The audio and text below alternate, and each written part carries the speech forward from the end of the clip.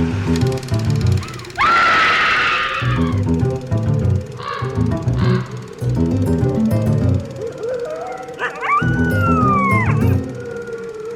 everyone, and welcome to Scream Scene, the horror movie podcast where we watch every horror movie ever made in chronological order, and then we rank them from best to worst. I'm Ben. And I'm Sarah.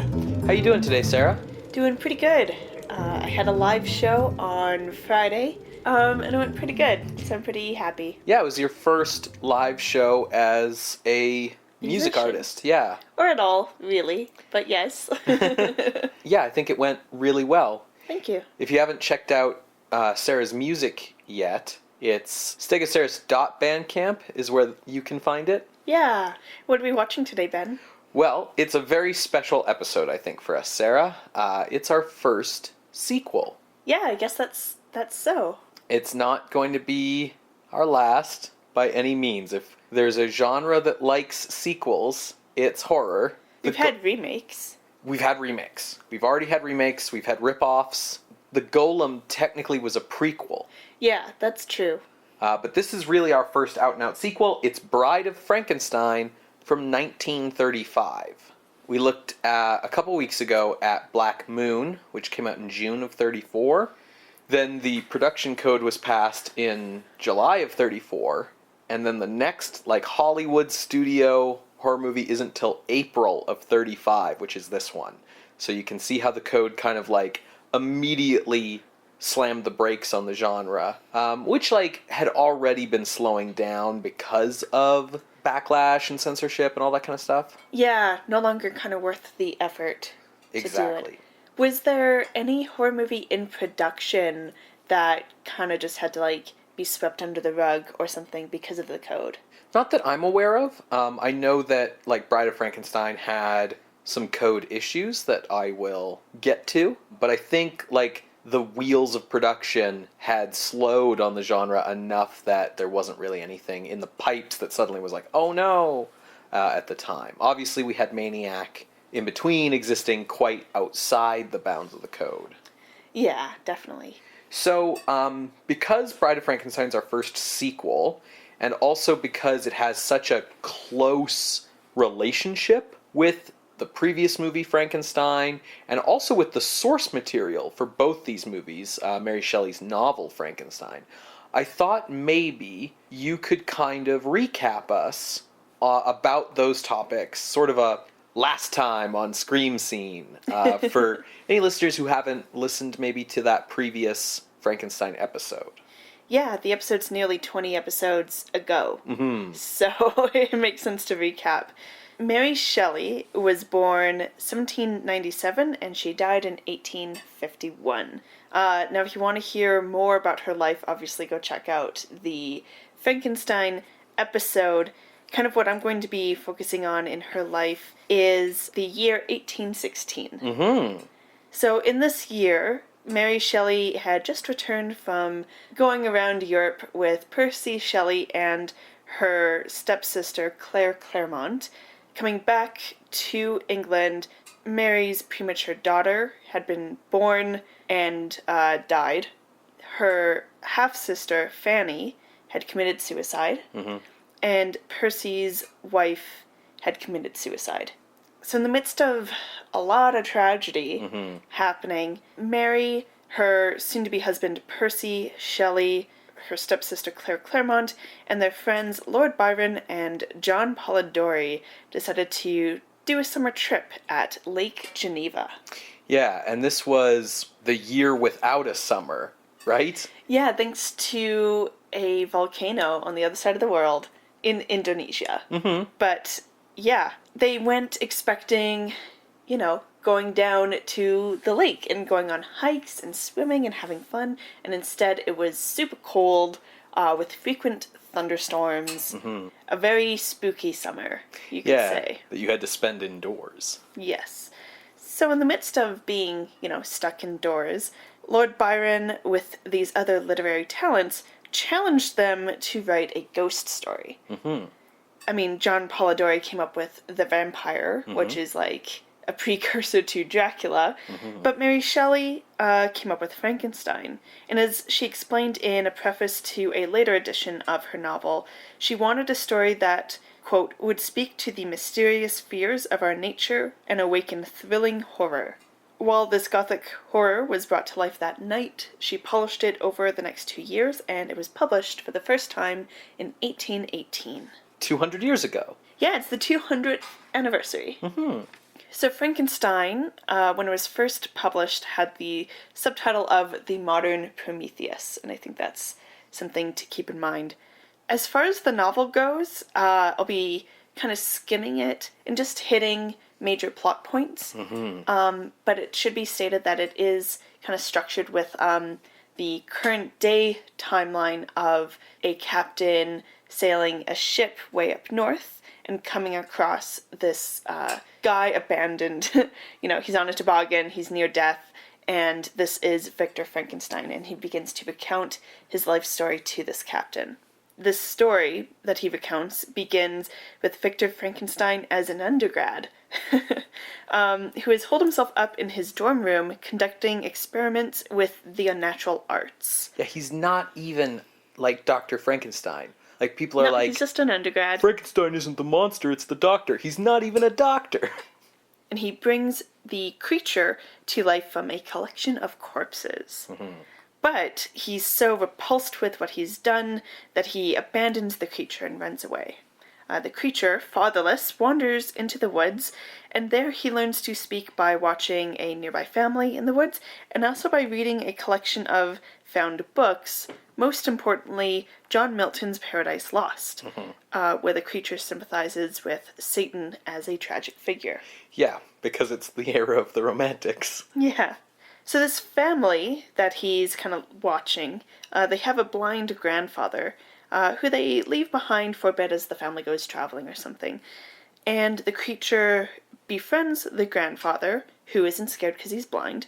When the family returns, the creature is chased out. Meanwhile, Victor is back home in Geneva recovering, and he's still kind of haunted by what happened back in university. He sometimes thinks that he sees the creature off in the woods or something, but for the most part he's trying to move on, and he's planning his wedding with his childhood sweetheart Elizabeth. Everything is coming up Victor until the creature does start kind of coming back. There's a whole subplot about the creature framing Victor or someone else for the murder of his old nanny, Justine. But I'm not going to go into that. Because the important thing is that the creature confronts Victor one stormy night and demands that a companion is made for him. Since he cannot be in normal society, he wants to have specifically a female companion, so he's not so alone. The creature threatens Elizabeth and Victor's lives, so Victor is like, yeah, okay, cool, whatever. He's tormented by this decision and ultimately decides to rescind on his end of the bargain. Furious, the creature kills Elizabeth, Victor's entire family. Driven by revenge and guilt, Victor hunts the creature up to the Arctic. As Victor is telling the captain this tale, he dies, and the creature, shows up on the boat as well and expresses remorse over where all of this has led them, and then he leaves into the tundra. So the novel has a lot of themes that you can trace back to Mary Shelley's own life, but kind of the main themes that are often noted in the novel are the experiences of failed parenthood, relationship with parents, the tension between revenge and remorse, issues about reproduction, especially without women, and the differences between good and evil. So a few of these themes we saw included in the 1931 James Whale Frankenstein. Yeah. To kind of recount that movie, it does away with that whole current day set with this captain in the north. It doesn't have that at all. No frame narrative. Yeah. And it starts off with a Henry Frankenstein, as played by Colin Clive, and Fritz, played by Dwight Fry, stealing corpses from a graveyard for these experiments. Henry unknowingly puts a criminal or abnormal brain into the creature and proceeds to bring the creature to life. Meanwhile, his sweetheart Elizabeth and a friend of his, Victor, because that's not confusing, are worried about Henry. So they track down his previous mentor, Dr. Waldman, who is played by Edward Van Sloan, who talks about how Henry was challenging the laws of nature. Eventually they track Henry down, and they are witness to the bringing of the creature to life. Waldman is trying to help Henry teach the creature humanity, basically. Most of it being undone by Fritz, who is constantly abusing him and tormenting him. When Fritz is killed in self-defense, Waldman sends Henry home to rest. He's very traumatized by that whole experience and from failing. And Waldman sends Henry away and says that he'll dissect the creature and destroy him and it'll all be fine. Mm-hmm. What Henry doesn't see is once he leaves, the creature kills Waldman and escapes. So while Henry is recovering with Elizabeth and planning their wedding, the creature, wandering around the hillside, he meets a little girl named Maria and kills her more out of ignorance than malice, just tosses her into a lake and doesn't realize she doesn't know how to swim. The town itself is in a panic as a result, while the creature comes and actually ends up terrorizing Elizabeth. He really just seems to be looking for Henry, though. Henry helps out the mob to track down the creature. I forgot to mention in the summary of the book that the creature can speak. Mm-hmm. And the creature cannot speak in the film adaptation. That's right. But you do still get a sense, mainly thanks to Karloff's acting, that there's a sense of wanting vindication against his father figure. So Clive, as Henry, does some very good acting as well, with showing the guilt in abandoning his son. So as the mob chases the creature, Henry is taken captive by the creature to this windmill, and in the midst of the climax, Henry is thrown off the balcony, and the mob lights the windmill on fire. We surmise that the creature is destroyed in the fire and in the consequent collapse of the windmill, and the film ends with Henry recovering at home with Elizabeth by his side. Yeah, and it's sort of worth noting that the idea of Henry surviving was a change, a late addition to that film. Definitely, yeah. He was supposed to die from the fall, and have Elizabeth end up with their friend Victor, which is the only reason why Victor's in the movie in the first place. But yeah, it was because test audiences weren't happy. Yeah, they wanted a happy ending. Yeah. And it should be, stated that Frankenstein is a fairly early horror film and pretty early in the boom part of that cycle in Hollywood. Mm-hmm. So it's understandable why audiences would have wanted a happy ending at that point in time. And you can also kind of see how there's a lot different from the film versus the novel. It basically covers about halfway in the novel and completely leaves out the captain, the blind guy in the woods asking for a companion, Elizabeth's death, the whole family dying, really, and also the implications in the murders and the nanny's murder, a whole lot of stuff. And in our episode on Frankenstein, we discussed both on how the film uses the novel more as a jumping off point than as an adaptation material, how the film paints both the creature and Henry as very sympathetic, and so leaving out a lot of these other deaths definitely paint the creature as more sympathetic, as well as Henry. Yeah, because, I mean, you can argue that the creature is sympathetic in the novel, too, but eventually he's hurt so many times that he gets twisted into this vengeful figure, right? Whereas, Victor in the novel is goes from being kind of like an arrogant idiot to, a neglectful parent, and is never really as sympathetic as Colin Clive is made out to be. So yeah, definitely in both cases. Yeah. And the other big thing that came out of our discussion of Frankenstein is pointing out the cycle of abuse in the film. Henry himself is belittled by his father. In the beginning, Fritz is abused by Henry, and Fritz in turn abuses the creature, and then the creature, with this escalation of the cycle, goes to the extent of murdering people. We kind of see Henry's guilt about leaving the creature. He was kind of forced to leave, and it seems like he genuinely wants to break this cycle of abuse.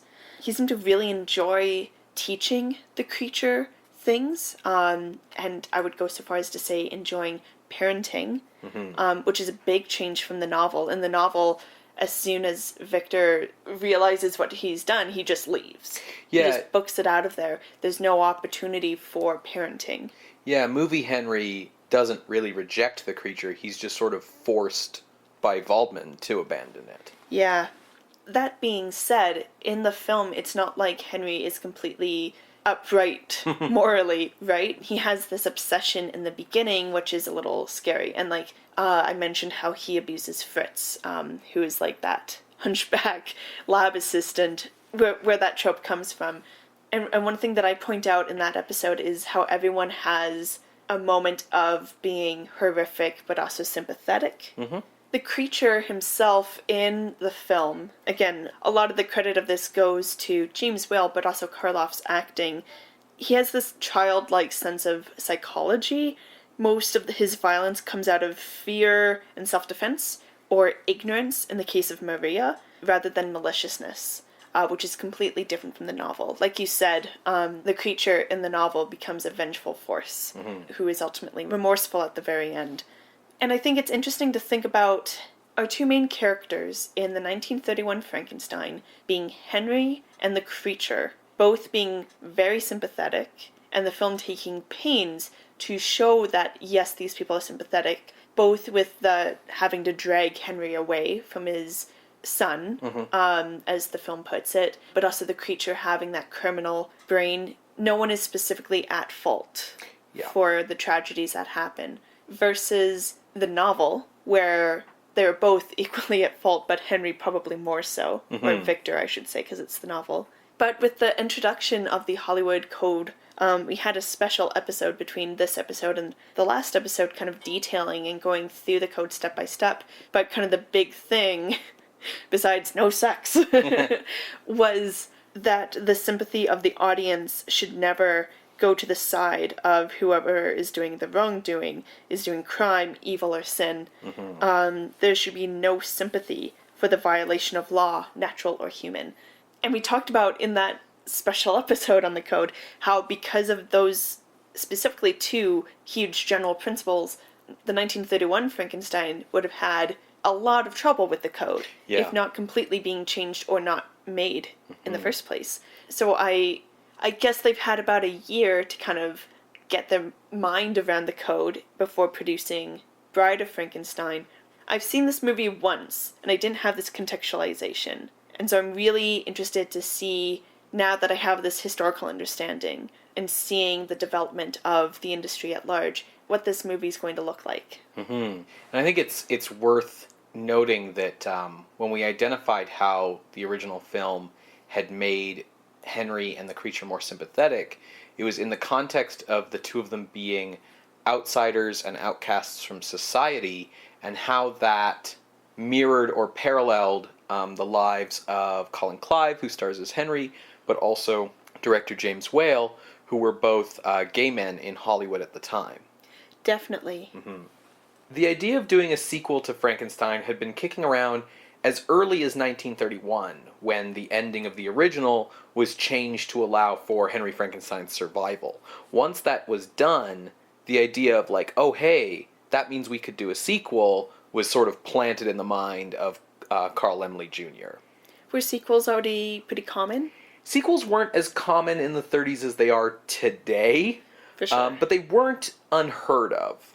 You had films like Son of the Sheik, or Don Q, Son of Zorro, or Son of Kong, all of which served to try and cash in on their progenitors. But generally speaking, that's what they were. They were cash-ins. They didn't often have the same cast. They rarely had the same director. They were usually made for, a fraction of the original budget, and were very rarely as successful.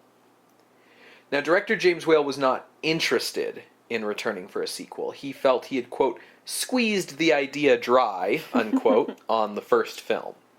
But obviously Carl Laemmle Jr. wanted that dollar money, so he was going to press ahead anyways. Robert Florey remember him? He wrote a treatment called The New Adventures of Frankenstein Oh boy. in 1932, which was rejected by the studio without comment. Regardless of whether it was good or bad, Flory was no longer in favor at Universal after the failure of Murders in the Rue Morgue, so Universal just kind of let him know, we're not interested. In 1933, Tom Reed wrote a script called The Return of Frankenstein, which was submitted to the Hayes office and was approved, which allowed production to begin on the movie. Then The Invisible Man came out, and it was a big box office and critical hit, and this convinced Carl Laemmle Jr. more than ever that James Whale was the only possible choice to direct the Frankenstein sequel. Following Invisible Man, Whale had directed the romantic comedy By Candlelight, which had been another hit with audiences and critics, and he badly wanted to make a film adaptation of John Galsworthy's One More River, which was the famous English novelist's final novel before his death in 1933.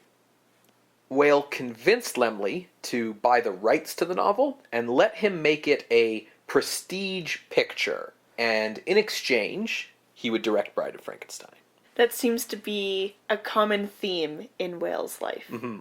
One More River starred familiar faces like Colin Clive and Lionel Atwill, and was released August 6th, 1934, to critical acclaim, but box office disappointment.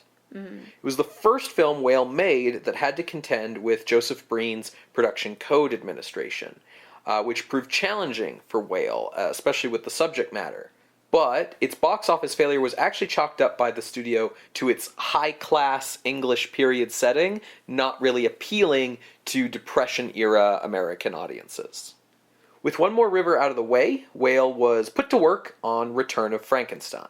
Although Reed's script had won Hayes office approval, Whale thought it was garbage and threw it out, as he did with the next draft by another set of writers. Frustrated, Whale brought in John Balderston to write a draft. And longtime listeners might remember John Balderston. He was the writer of the stage play version of Dracula that got turned into the movie, the stage play version of Frankenstein that got turned into the movie, and also the screenplay for The Mummy.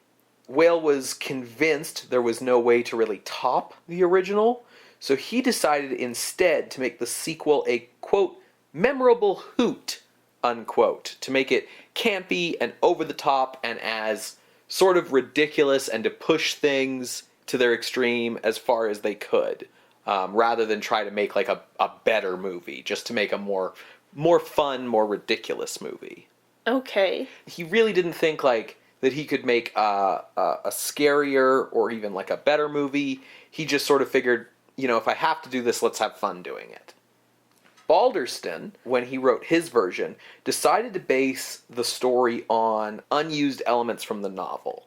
Sort of go back to the original novel, mine it for things they hadn't done the first time around. Primarily fleshing out the subplot where the creature demands that Frankenstein make a mate for him, and turning that into the premise for the entire story. Whale still wasn't satisfied with Balderston's script, and gave his draft to playwright William J. Hurlbut for a rewrite. This then was the final version, and it was submitted to the PCA in November 1934. PCA? Production Code Administration. Cool. Boris Karloff, of course, returned to the role of the monster, credited solely as Karloff, as had been established in The Black Cat, his last film before this one. That's kind of slowing down for him. Yes. And that is what happens when you're starting to become more and more typecast as a horror star, and the horror genre has lost its sort of luster. You know, people don't even want you for non-horror roles because they're afraid that maybe you'll bring some of that horror stink along with you.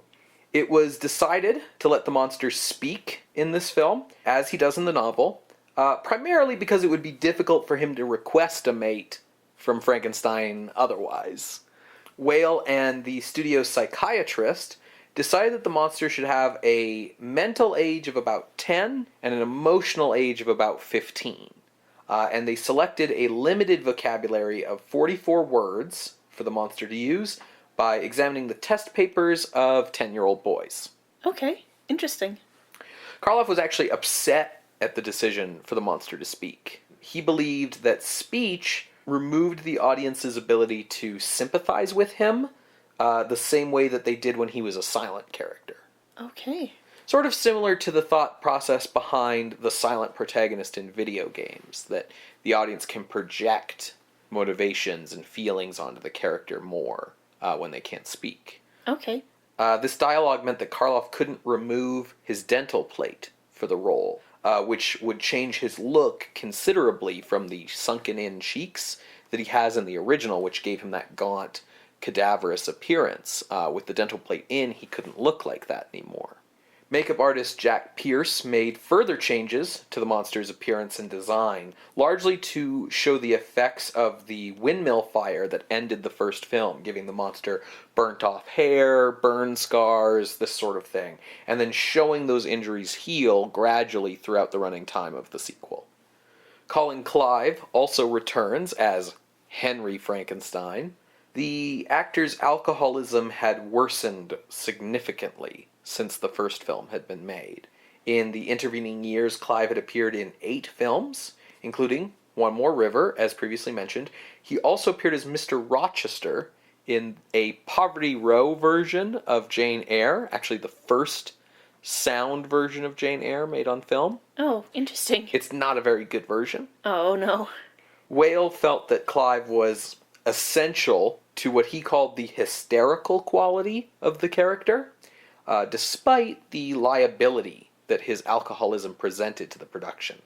By the time filming came around, Clive would occasionally fall asleep on set, and was occasionally so intoxicated that he would have to be propped up for over-the-shoulder shots. So there's a lot of instances in this film where, like, if he's in the shot but you can't see his face, he might just be passed out, and they've just got him propped up. Wow. So they could get the shot. I mean, I get that it's a different time and there's a different, like, understanding of alcohol and even addiction, but, like, was there not ever an intervention for him? The whole idea of, going to rehab, for example, was just not part of the culture, especially for celebrities at the time, because the culture, the fan culture around celebrities was made around presenting them as perfect. Especially with all the efforts that have been made to try and clean up Hollywood's image and present these people as, like, moral and upstanding. Very famously, the first actor to be public about going to rehab for addiction was Bela Lugosi in the 1950s. Yeah. Now, actresses would sometimes have, quote, nervous breakdowns, unquote, and go to sanitariums for rest cures and things like that. But it generally wasn't something you saw with actors. And yeah, I mean, there just wasn't the support there for Clive to get the help that he needed. Mae Clarke had portrayed Elizabeth in the original film, and you mentioned how the creature terrorizes her in the original film. He doesn't kill her, though, like in the novel. Yeah. So Elizabeth reappears in the sequel. However, Mae Clarke, the actress, had suffered a series of personal tragedies in the intervening years since the first film that left her in ill health both physically and mentally. Particularly, in 1933, she was in a car crash that broke her jaw and scarred her face. And in 1934, she was admitted to a sanitarium following a nervous breakdown. Okay. So Whale made the decision to recast Clarke with actress Valerie Hobson. Clarke was personally devastated by the recasting, and her career never really recovered. She continued to act, but was more often in small parts in small movies. Hobson was an Irish actress who first appeared on film in 1932 when she was 15 years old.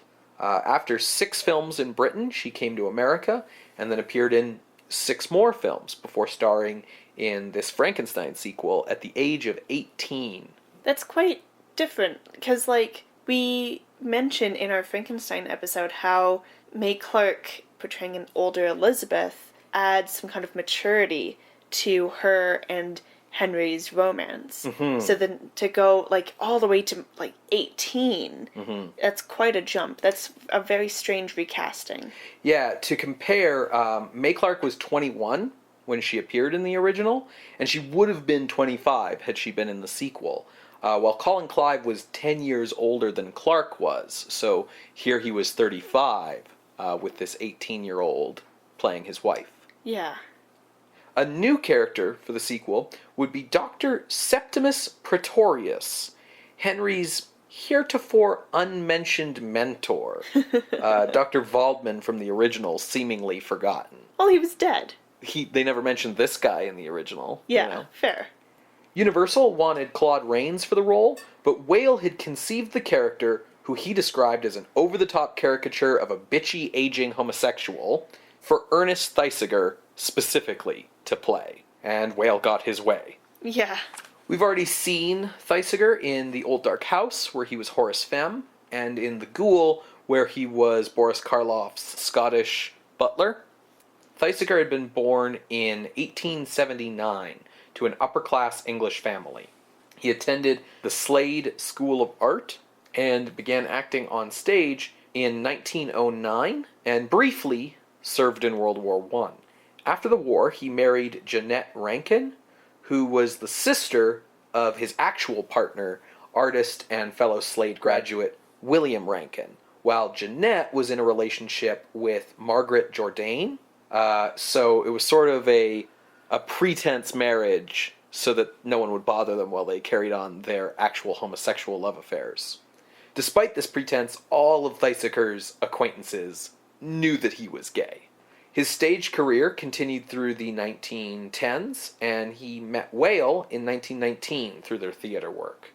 So of course, he brought Thesiger to America for Old Dark House, and insisted on his casting as Dr. Pretorius. Upon arriving in America, Thesiger set up a display for his needlework with price tags for the cast and crew to peruse. Needlework was his hobby, and he was considered an expert in it, frequently engaging in it between takes. Balderston had included a prologue in his script, which was retained in the later drafts by Hurlbut, featuring Mary Shelley, Lord Byron, and Percy in that thunderstorm evening where the story is concocted. And Whale decided the same actress should play Shelley and the monster's mate, to represent how horror springs from the dark side of one's self. Elsa Lanchester, who was the wife of Charles Laughton, was cast by Whale in the dual role. Lanchester was born in London in 1902 to Bohemian socialist unwed parents. She learned dance in Paris as a child, and after World War I, she began appearing on stage doing musical numbers and plays, which then evolved into cabaret performances in her teens, doing old Victorian songs and ballads in a sort of more modernized jazz style.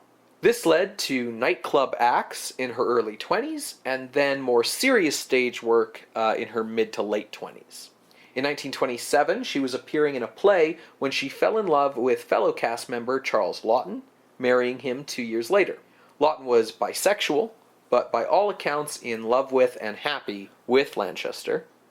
She began appearing in films at this time in the late 20s, in roles that were written for her by H.G. Wells, who was an admirer of hers. Laughton, meanwhile, was less well-known, that is until his American career took off, and then suddenly in the early 30s he was star of stage and screen, with Elsa appearing in supporting roles in his films.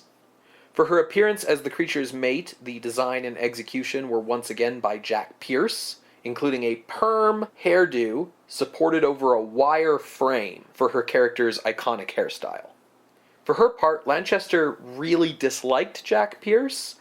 She disliked his perfectionism. She disliked his controlling attitude. She felt like that because he was the one creating these monsters, that he had a bit of a god complex over the actors who played them. And she also disliked the long makeup times. In the credits for the film, she's credited by name for her role as Mary Shelley, but in a reference to the original movie, the role of who plays the monster's mate is credited with a question mark, just as Karloff was credited in the original movie.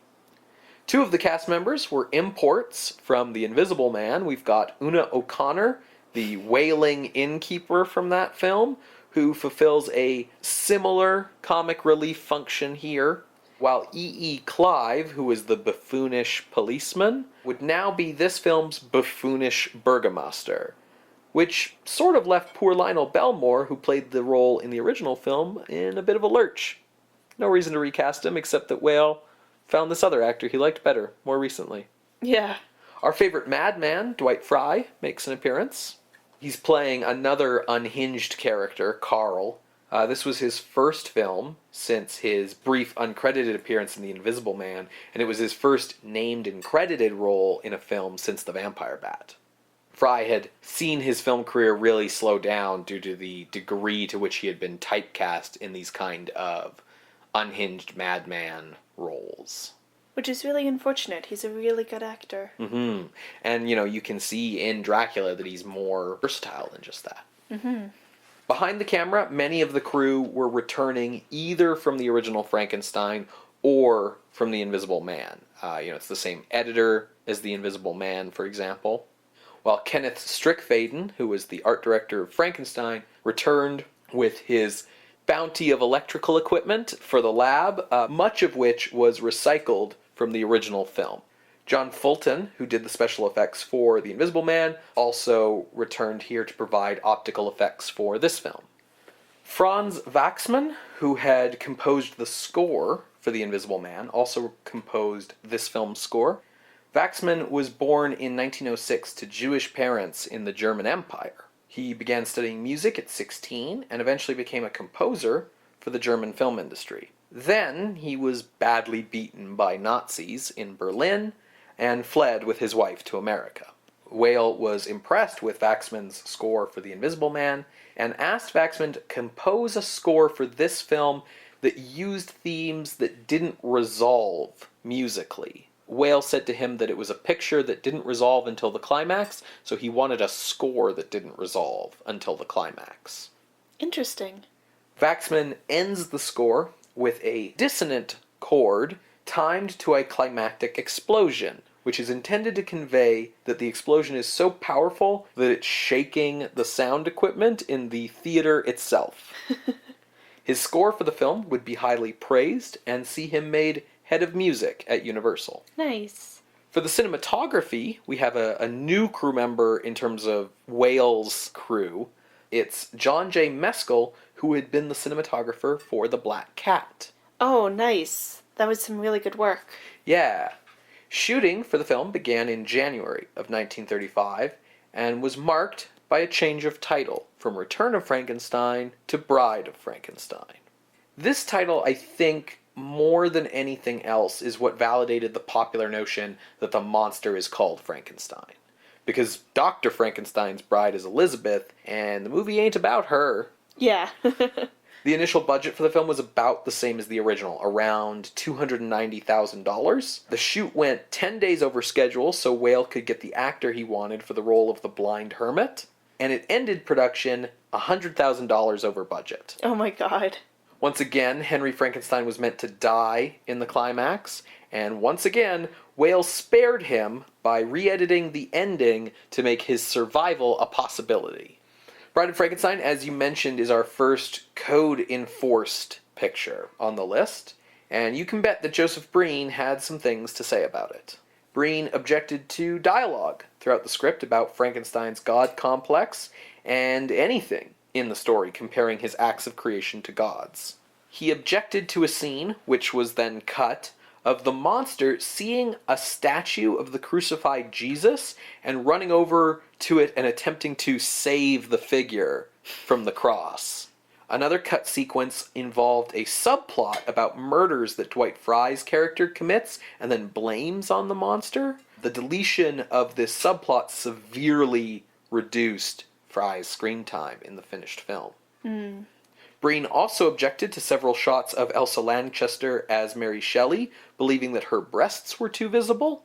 Oddly enough, he seemed to miss the coded references to Pretorius being a gay man and just let them pass. Maybe. Well, that's why there were, like, some stuff with breasts. You know, you focus on something else and other stuff gets through. Yeah, I mean, that's very quickly became a common Hollywood strategy to get around the code, was to purposely insert outrageous stuff so that you could slip in the stuff you really wanted. Yeah. I also wonder if maybe, since Breen's only been at this for, half a year, that maybe he hasn't picked up on some of the slang terms and other codes for things yet, having been raised like strict Irish Catholic. For sure. The film was released with code approval on April 20th, 1935. The needed cuts were completed only days before the film's release and shortened the running time from 90 minutes to 75. So that's probably mostly Dwight Frye's stuff. Exactly, yeah. The film still had trouble with censors in other countries. England and China were uncomfortable with the undercurrent of necrophilia in the plot, and the film never played in 4 countries because of censorship, including Sweden and Hungary. Japan objected to a scene involving a homunculus of Henry VIII because it, quote, made a fool out of a king, unquote. I guess it's Imperial Japan, right? Yes. So. Despite going over budget, Bride of Frankenstein was highly profitable for Universal. It earned about $2 million at the box office. Wow. Not the original Frankenstein's $12 million, but certainly better than any of these horror movies have done since. I think it was Universal's highest grossing film for 1935. In addition to financial success, the film was also critically acclaimed, winning almost unanimous praise. And to this day, it is considered widely to be either equal or superior to the original film. However, there was an interesting trend in the reviews of the time. While nearly all of them were positive, some of them qualified their opinions by essentially saying it's good for a horror movie. So, for example, the Hollywood Reporter called it, quote, a joy for those who can appreciate it, unquote. And the New York World Telegram called it, quote, good entertainment of its kind, unquote. That's kind of like the saying, like, it knows what it is. Yeah, I think it represents sort of changing attitudes about the horror genre. Like, all these critics recognized it was a good movie. They go out of their way to talk about the cinematography and the score and the production design and the makeup, things that critics of the 30s generally didn't really talk about that much. And to say that the behind-the-scenes crew deserved as much praise as the actors, which is really where a lot of critics' focus was at that time. But a lot of them qualified what they were saying with like, oh, but it is still a horror movie.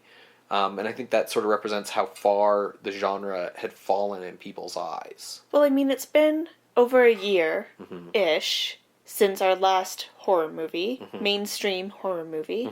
And perhaps what people were remembering from, like, the last time they saw a horror movie was stuff like Black Moon, right? Where it's, like, not actually a very good kind of movie. Night of Terror, House of Mystery. Monster Walks. Yeah. Because the whole popularity behind horror quickly went into schlocky. Yes. Yeah, absolutely. As people were cheaply trying to cash in. So I understand where they're coming from with being like, this isn't a schlocky type of thing, but it definitely, you're totally right that these qualifiers are showing that, like, people think schlocky equals horror when that is not the case. So how are we watching it? Well, Bride of Frankenstein is widely available. It's on DVD, it's on Blu-ray, you can get it by itself, or you can get it in the Frankenstein Legacy Collection from Universal, which is how we'll be seeing it. It's available for rent on YouTube, iTunes, the PlayStation Store, the Microsoft Video Store. If you want to see it, you can see it. Cool, so if you'd like to check that out, you can go to our website, screamscenepodcast.tumblr.com. We'll be watching the film, and you'll hear a brief musical interlude in the meantime. See you on the other side, everybody.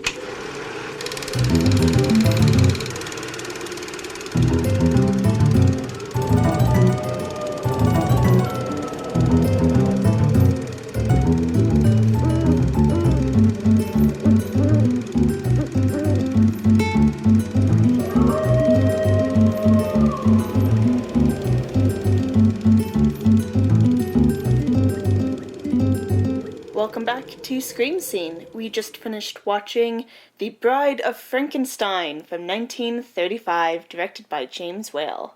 Yeah, it was a lot of fun. Sarah, what did you think of this movie? So I've been really nervous about this episode and about covering this film because everyone loves this movie, and I think The Bride is super cool, but I'm not a fan of this movie, and I'm worried about haters.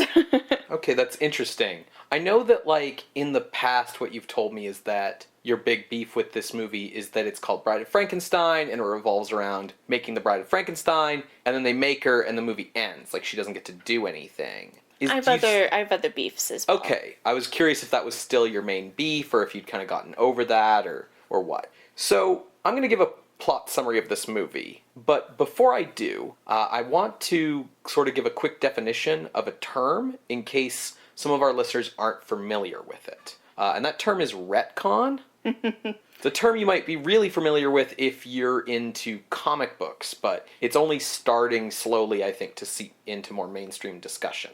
So, retcon is short for retroactive continuity, and the idea is that you're some point later in a series, and that series tells you this was different the whole time. And that can be sort of in-story retcons, like Darth Vader's now Luke Skywalker's father, or it can be more sort of blatant retcons, like James Bond is not 70 years old, right? That, like, those Connery movies from the 60s, like, he's not still that guy, you know, or War Machine in a Marvel movie doesn't look like Terrence Howard anymore, right? But it always just means that they've changed something from the original, and they're just going to act like it was always like the change the whole time. The reason I bring that up is because there's some retcons in this sequel.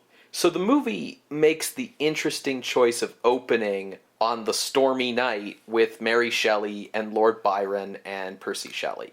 Yeah. And the conceit of this opening is that Mary Shelley's already told them the story of the first movie, and Lord Byron wants to hear more, so she's going to tell them the story of the second movie. And during this, like, opening prologue, Byron gives, like, a summary of the first movie that's accompanied to footage of the first movie. Basically, you know, like a last time on Frankenstein section. And the thing that drives me up the wall about this sequence is two things. I both hate and love this sequence. And it's because the Universal horror movies have this unique property of kind of taking place in kind of like a never where, never when kind of setting, right? Like the joke that we have between the two of us is like, what year is it? Yeah. Because there's such weird contradictions. Like the original Frankenstein, they had clearly updated it to contemporary times. It wasn't the 1790s. People are going around in, you know, double-breasted suits and fedoras and stuff. And there was electrical equipment. But there was still, like, nobility and barons in Germany. Like, it wasn't 1930s Germany in a real-world sense. And this movie continues that. Like, this is not what 1935 Germany looks like. So you're kind of left wondering, like, when is this supposed to be? The craziest thing about this opening is that, like, Mary Shelley and Lord Byron are all contextualized in their proper, like, 1890s context, but she's told them the movie version of the Frankenstein story that's all updated to the 1930s, and the story of Bride of Frankenstein is still in this semi-modern setting, because, like, at one point someone reads a gravestone and the death date is 1899, and, like, the fashions are this weird mix of, like, some people are dressed like it's the 30s and some people are dressed like it's Victorian times. There's carriages. It's this total never-when setting, but it really, the thing that drives me up the wall with it is that it's Mary Shelley supposedly told Lord Byron a story that involved, like, Tesla coils and, like, stuff like this. The other thing about this opening that makes me crazy, but this is the part that I kind of love, is the sheer gall of having this opening of, like, here's Mary Shelley telling the story of Frankenstein, and insisting that, like, your weird movie adaptation of Frankenstein is the story of Frankenstein that Mary Shelley told. Yeah. The way that they put words in Mary Shelley's mouth kind of upsets me. Yeah, man. The purpose of the story was to show it was a moral message about man reaching beyond his reach. Reaching beyond his reach. You know what I mean. And, like, yes, the subtitle to the novel is The Modern Prometheus, but it's so much more than that, and to dumb it down into a moral story is a problem I have with this movie. It's retconning the original movie to be code okay. Yeah. Right? It's retconning the original movie to say, like, oh, yeah, that wasn't like a weird horror story about this crazy man. That was a moral lesson about, like, what happens to people who mess with God's territory, right? Yeah. So she starts saying, like, okay, well, here's what happened next, and begins telling the story of Bride of Frankenstein, which, again, is set who knows when in some weird alternate universe Germany. It's science fiction. Right. We pick up immediately after the first film. In fact, we pick up kind of almost during the ending of the first film, because in the first film, they pick Frankenstein up from the burned mill, they take him home, and then there's the little epilogue scene with, like, his dad, and, like, Frankenstein's convalescing in his bed, and we kind of start before that convalescence scene, and that's sort of the start of the retcons. They pick him up out of the wreckage, they take him home, and all the villagers are crowded around the wreckage of the mill, like, freaking out. Particularly Millie, who's the character played by Una O'Connor, who spends this whole movie just freaking out at everything. Shrieking. Yes. They take Frankenstein home, and when they do, there's some talk of, you know, the old Baron, his dad and stuff. Elizabeth is now a brunette. Don't worry about it. Exactly. And Castle Frankenstein has gone from being, like, sort of a 1930s, you know, rich person's mansion is kind of what it looked like in the original, to being like a sprawling Gothic manor with, like, cavernous rooms and dark, you know, architecture and stuff. And that's sort of, like, par for the course for this movie. Everything that looked maybe a little bit realistic or a little bit toned down in the original has been dialed up and Dutch-angled into extremity in this movie. Dialed up to 11. Yeah, precisely. So they take him home to convalesce. Meanwhile, at the windmill, the parents of Maria, the girl who drowned in the original, are kicking around the windmill. They want to make sure that, like, the monster is dead. The dad's played by a different actor, but, like, it's a small enough role that, you know, it's been 4 years. DVD doesn't exist in the 30s. You wouldn't have noticed. And he, like, goes to check in the windmill, and the monster is just alive. And kills him.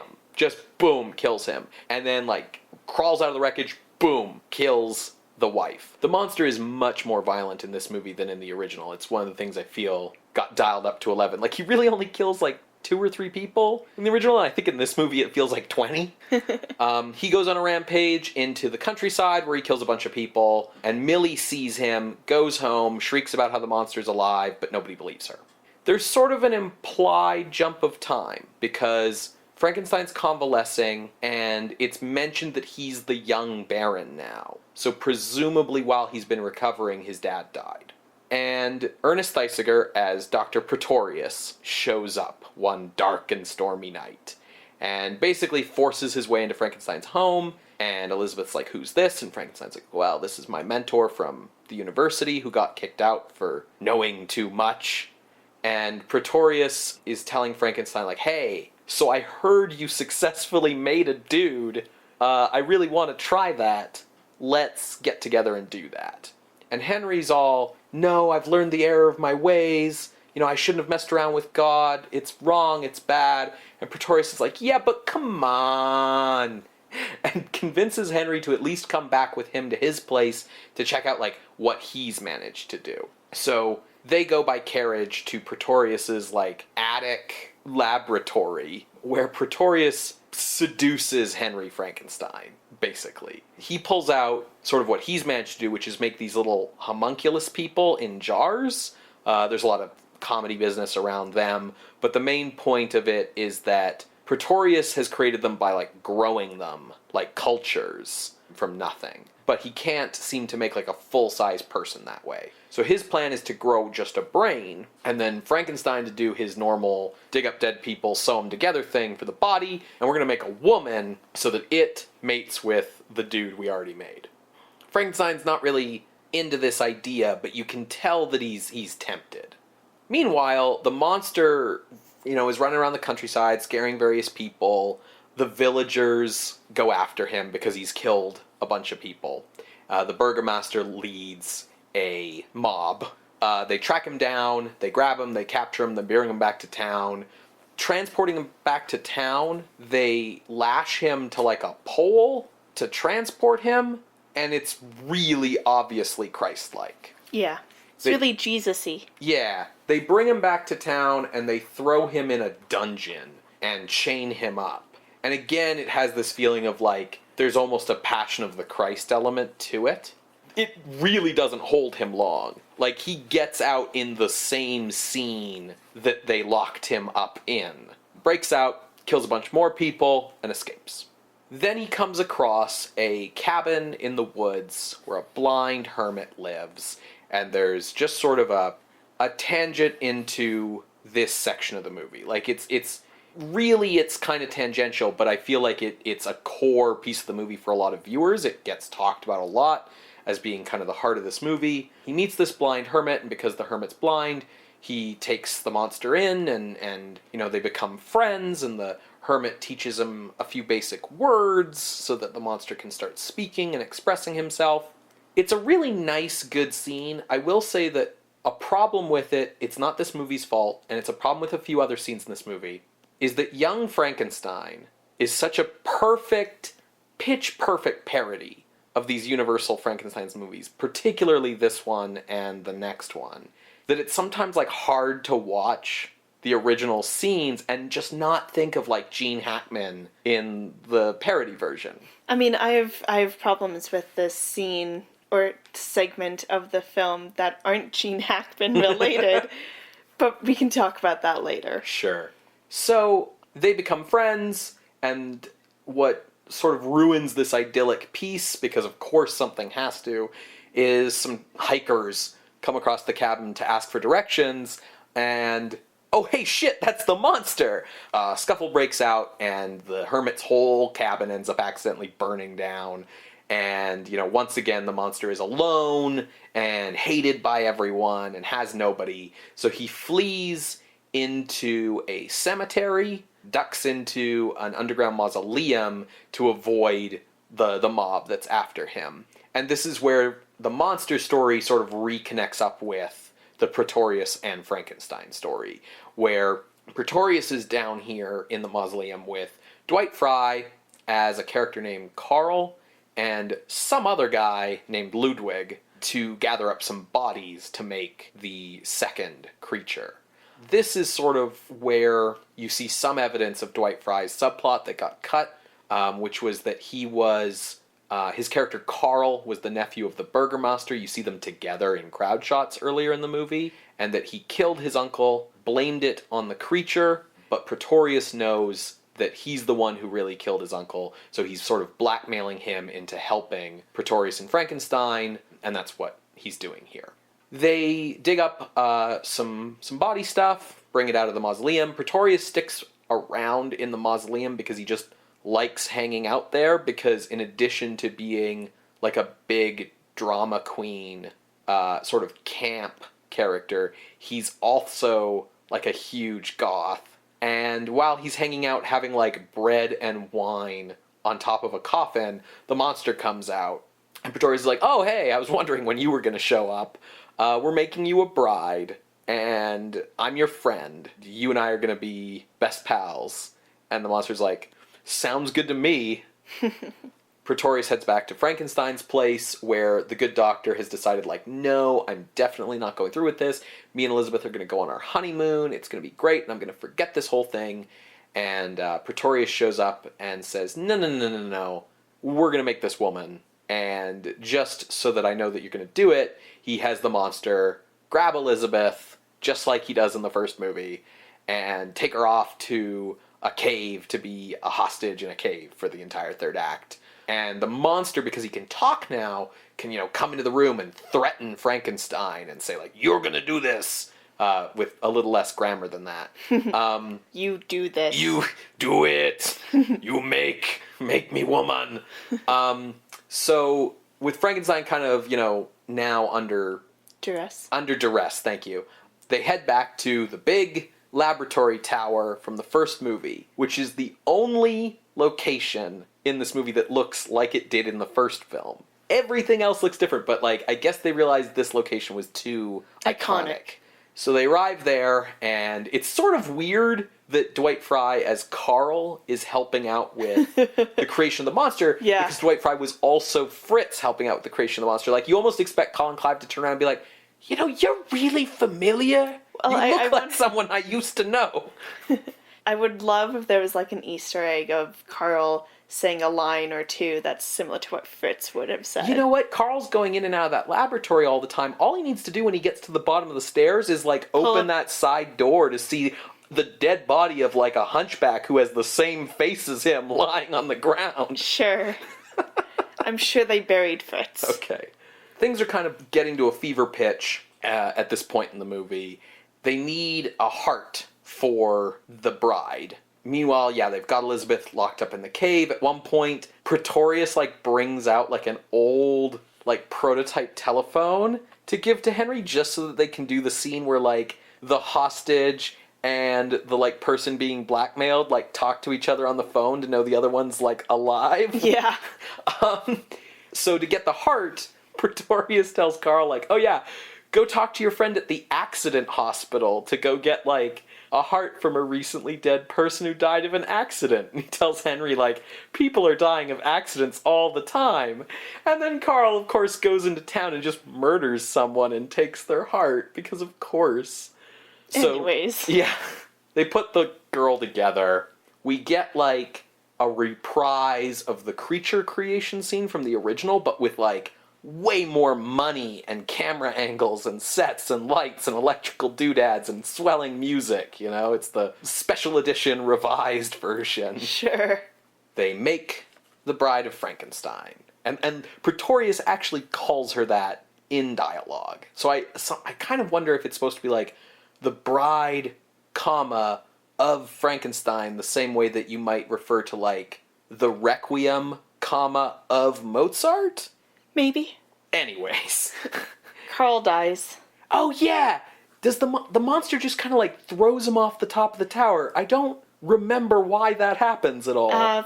The creature comes up to the roof, and Carl's like, no, go back down, because they're in the middle of, like, getting the lightning and everything. Mm-hmm.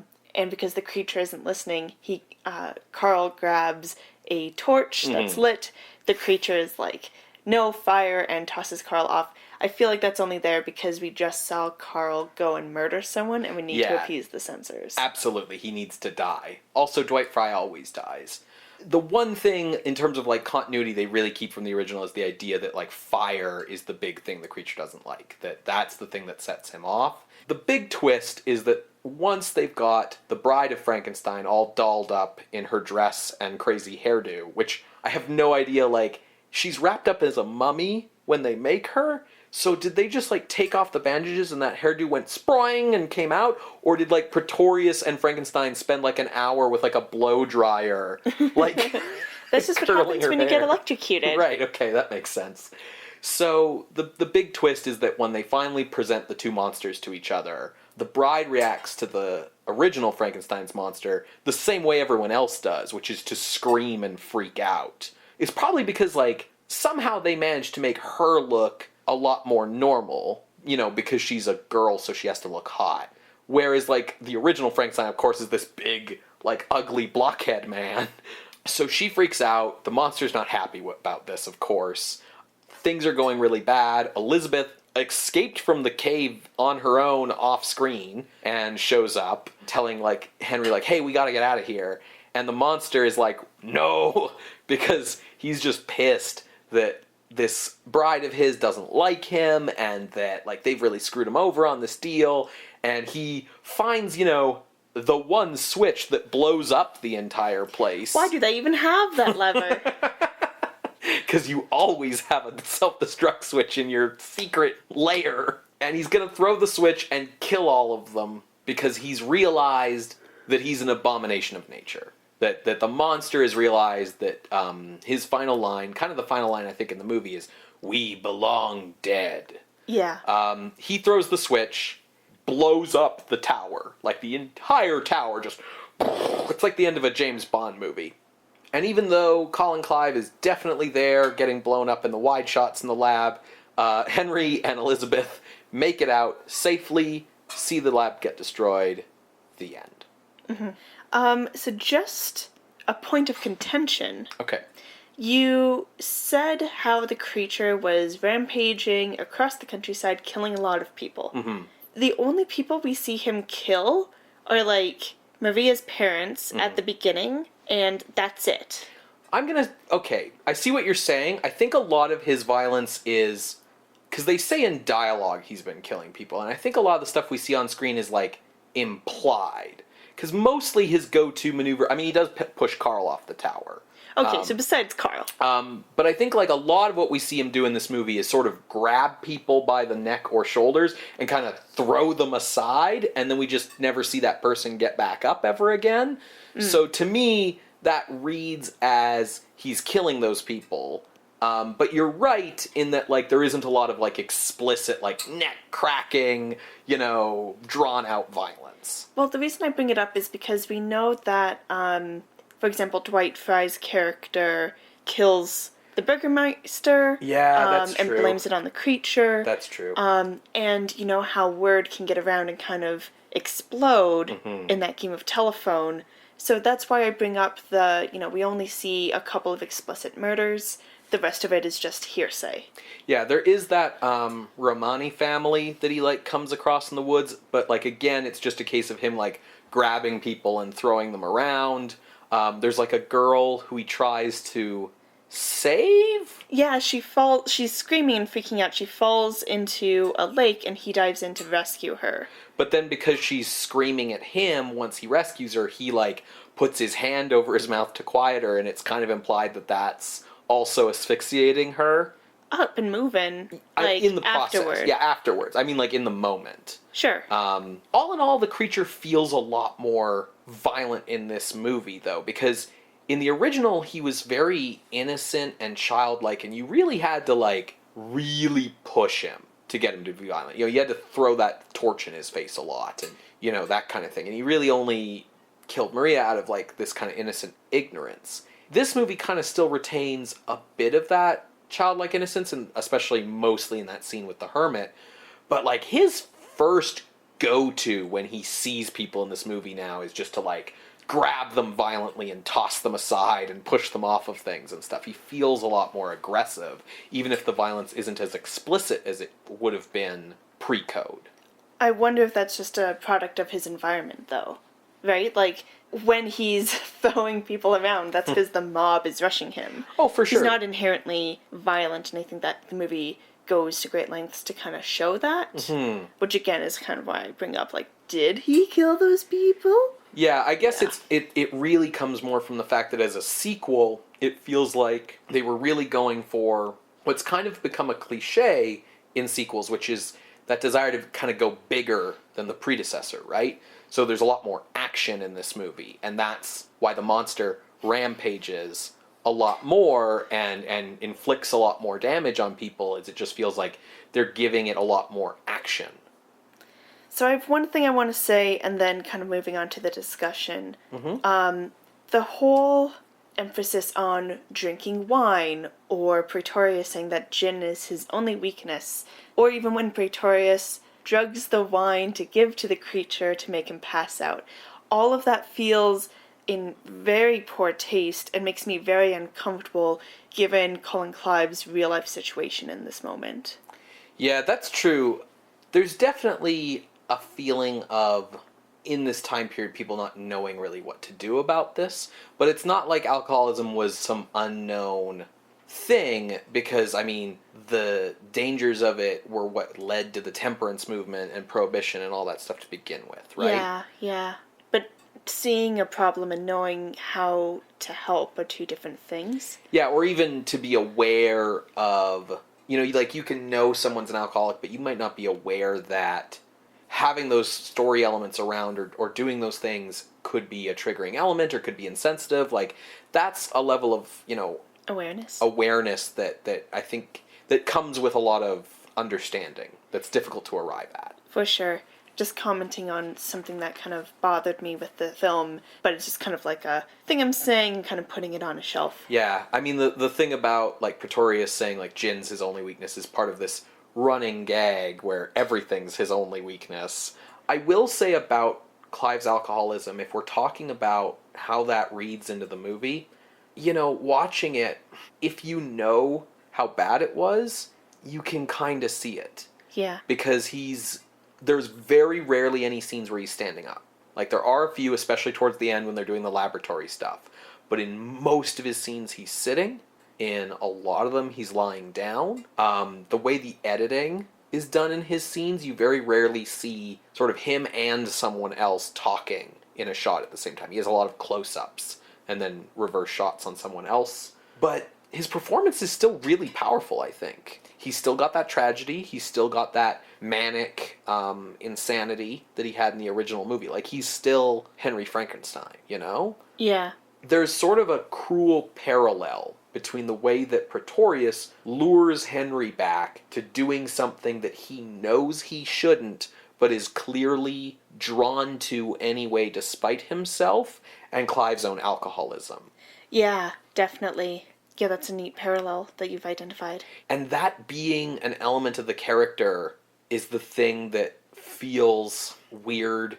It gives Clive's performance an element of, that truth, but it's so uncanny that, it's like everyone knew he was an alcoholic, right? It was happening in front of everyone's eyes on set.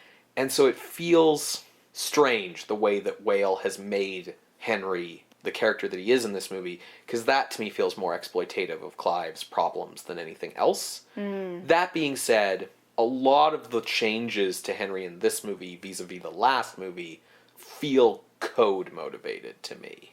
Okay. In what way? Well, in the sense that in the original movie, we talked about how Henry's a very sympathetic character, but Henry's the guy doing the stuff. Yeah. Right? And we talked in the original movie about how everyone got to be either a villain or a hero at one point or another, sympathetic or cruel at one point or another, including Henry, including the monster, including Fritz. There was no real villain, right? In this movie, there is a villain. It's Pretorius, and his role is to seduce Henry into doing something he doesn't otherwise want to do. Yeah. Henry has learned his lesson, and the only reason he's helping Pretorius is because he's got Elizabeth locked up. In other words, Henry is now a code-appropriate hero, and all of the things... Because the code doesn't say you aren't allowed to have sinners in your movie, it's just they have to be clearly villains, which is what Pretorius is. That's a really good point, yeah. The Bride is so cool. I really like The Bride, as a lot of people do.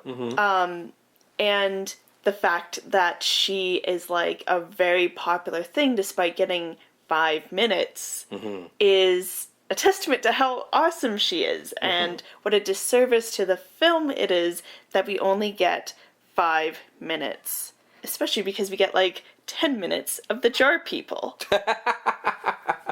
So I think like it is worth saying how, this film is 4 years after the original. The original was still trying to do that like hedge its bets with like not going too far, having one foot in like kind of drama adaptation and the other in the horror genre.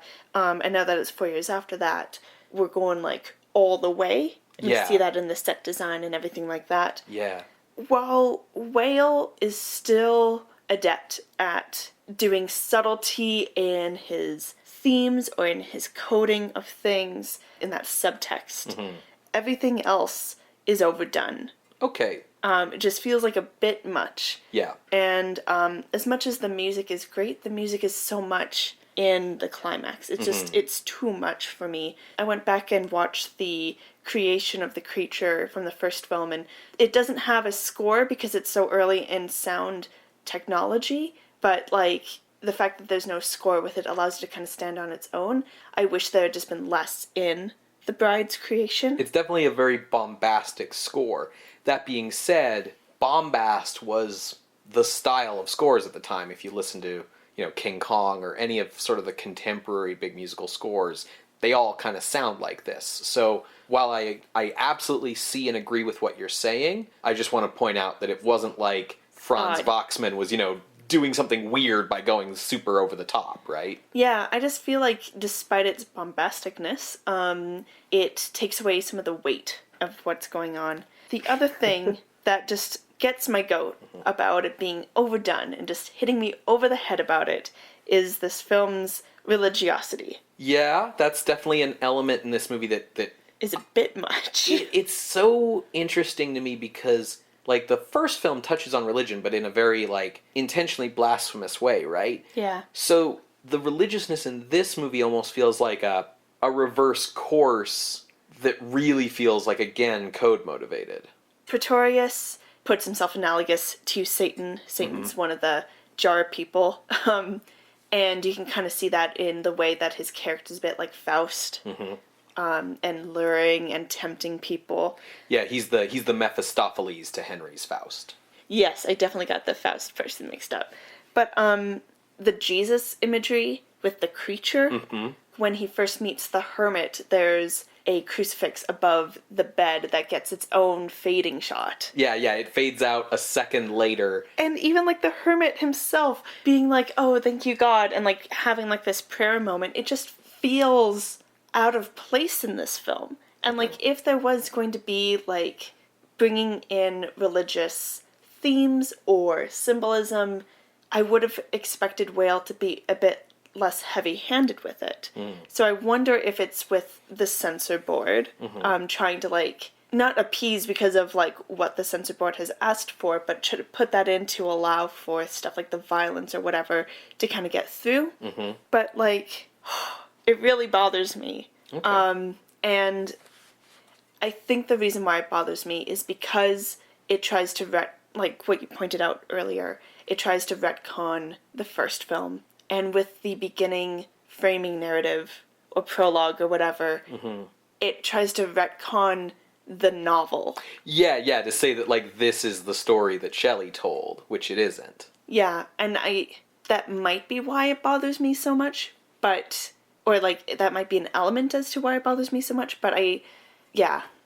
I think we're going to have a really interesting discussion here, Sarah, because I identified all the same things you did, right? That the film builds and builds and builds to this event and then just sort of stops. That it's super over the top compared to the first one. That everything's, like we said, dialed up to 11. And I even talked about that in the intro, right? That, like, that was almost Whale's goal. He said, like, yeah, I'm not going to make a better movie than Frankenstein, so let's just make, like, a bigger movie. A bigger movie, like a totally balls-to-the-wall crazy movie. And I think you see that. I also identified the Christ imagery and these changes, but I don't necessarily think they make the movie bad. Okay, I can explain why, maybe not so much bad, but why it makes the film not cohesive. The thing about Bride of Frankenstein, for me, is that it's a really different movie than Frankenstein, and I think it's trying to do and be something very different, which is part of the reason why I think if you compare it tonally or obviously story-wise with the original, it's really jarring. It's almost like, you know how people talk about the difference between, like, the Joel Schumacher Batman movies and the Tim Burton Batman movies? It's like if the same dude made both of those, in a way. Sure. But if you want to go into more depth about kind of why you feel these elements, maybe ruin's a strong word, but, like, make the movie not cohesive for you, like, go for it, and then maybe I can go into why I think it is cohesive, but cohesive as a unit of just Bride of Frankenstein. It's incohesive if it's Frankenstein and Bride of Frankenstein, but I think it totally works if you're just looking at Bride alone. Okay. So, to kind of explain further, I need to talk about Pretorius a little bit. You talked about in the beginning, in the context setting, how Pretorius was supposed to be a campy homosexual character. And how they got that past the censors, we'll never know. And you can kind of see it with Thesiger's performance, like a bit in his voice, definitely the camp aspect. But if our villain, as you've identified, is queer, and his evil action is luring others into sin, Henry, with the curiosity of, the science stuff, and also away from his heterosexual marriage. Yep. And even with the creature luring him into doing evil doings by pretending to be a friend. It makes me ask the question of, like, is the fear... I don't think the fear is queer people. Is it a gay panic movie? I think it is more about, like, don't be tempted by the devil. Sure. I don't think it's explicitly be afraid of queer people, especially considering the people who made it, you know? Right. So that's the fear. Uh-huh. In the creature's storyline, we see him come face to face with hatred from people. Yeah. And we see him reflect that hatred and animosity in those times as well. When he meets the hermit, he learns a little bit of, friendliness. Yeah. I don't know whether to say compassion, because it's not quite there. Kindness. Kindness, there we go.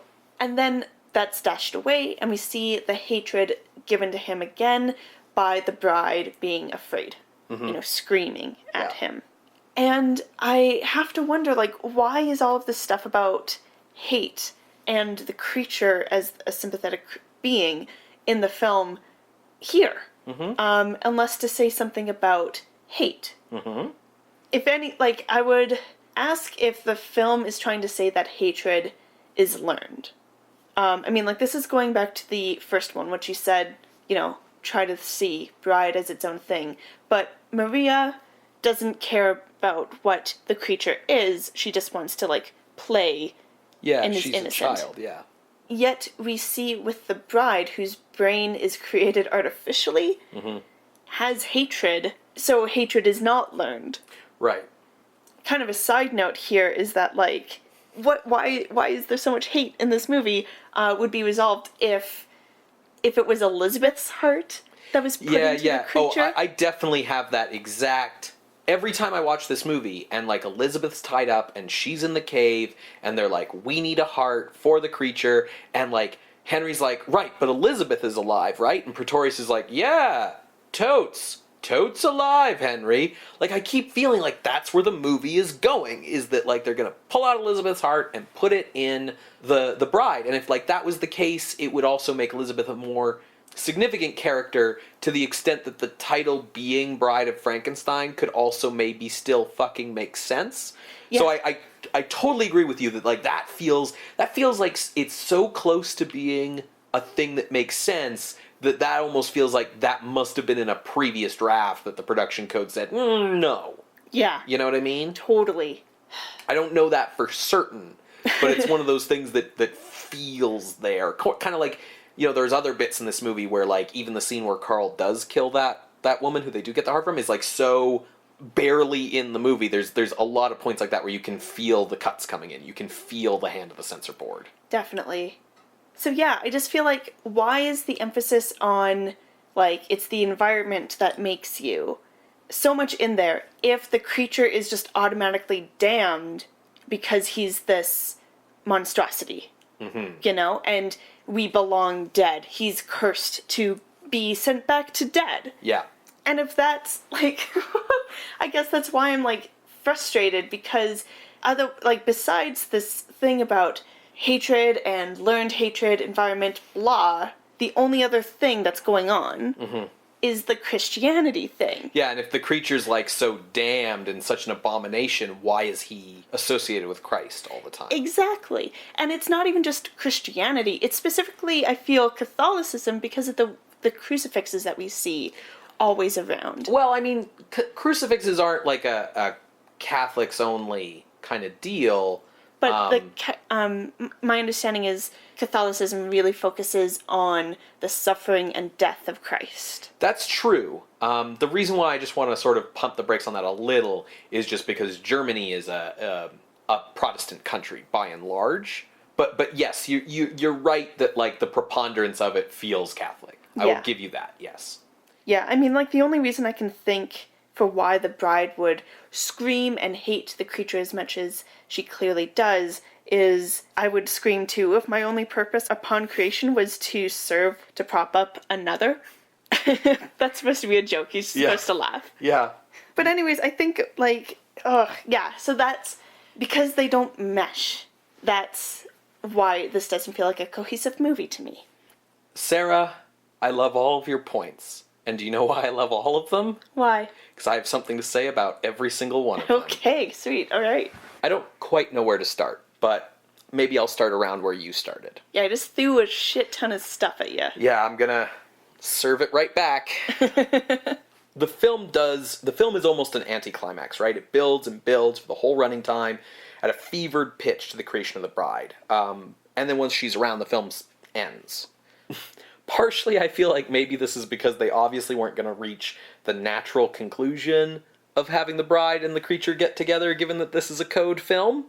I will say Elsa Lanchester does a fantastic job with what little she has. Definitely. She immediately creates like this indelible, iconic character with no lines and barely any screen time.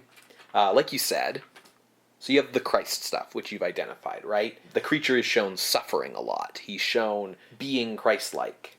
We identified the "we belong dead," which is like the thesis of the film, is a huge change from the attitude of the original, right? The original presented a very compelling case that the problem wasn't necessarily that Henry made the creature or that the creature existed. The problem was humanity's rejection of both, right? And we sort of talked about the idea that maybe Henry and the creature were a metaphor for gay men in the sense of being outsiders and being outcasts, right?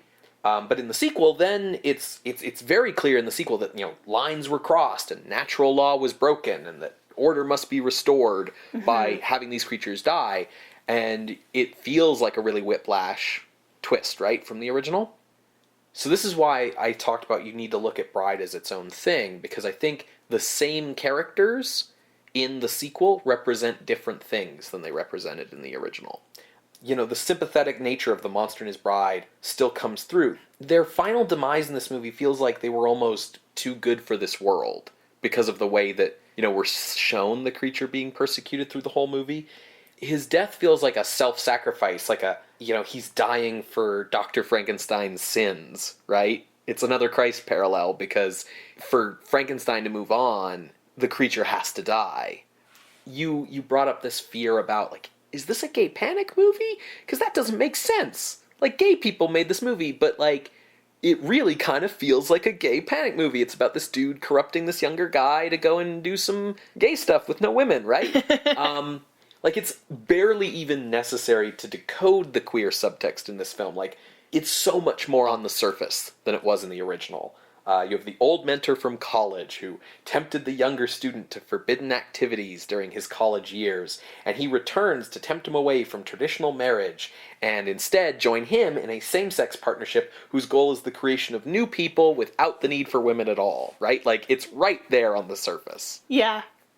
So what's the deal, right? Right. I'm going to ask, so I have two questions to ask you. Okay. Actually, sorry, it's one question, it has two answers. So there's only two successful person-to-person relationships in this movie. Mm-hmm. One is successful because, it's built on kindness and friendship, and the other is successful because it's built on productivity and getting things done and that sort of thing. What are those two relationships? Well, the hermit and the creature. Mm-hmm. Depending on how you view success, Pretorius and Frankenstein. Correct. So it's their relationship isn't emotionally successful, but it's productive, right? They do achieve in producing the bride. Exactly. So the only successful relationships from two different definitions of success in this movie are same-sex relationships. Henry and Elizabeth's relationship doesn't work because she wants a life of normalcy and he's drawn to what Pretorius is offering. And if we remember, Whale's original conception of this movie, Henry dies at the end, right? So Elizabeth is left with nobody. And maybe Elizabeth was dead too, if her heart was taken for the bride, right? So with that in the back of your minds. So the only successful relationships are homosexual. Heterosexual relationships don't work. So the creature is gay. His only successful relationship is with that hermit in a gay domestic relationship that is only destroyed when outside society comes in and destroys it, right? Mm-hmm. So of course the bride rejects him because heterosexual relationships don't work and they can't be together because the creature's gay. The creature is a symbol for outcast gay men, which he was in the original. So the bride rejecting him is not, you identified it as like a contradiction between this and the original movie, where in the original hate was learned and here hate seems to be inherent. It's sexuality that's inherent. The creature's gay, the bride is not into him, she rejects him.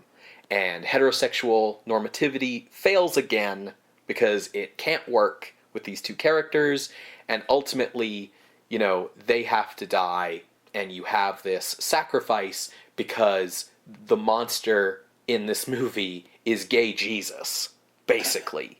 He's suffering and is rejected and outcast, but in that suffering, he comes to a great revelation and recognizes that he needs to die so that others may live and be happy.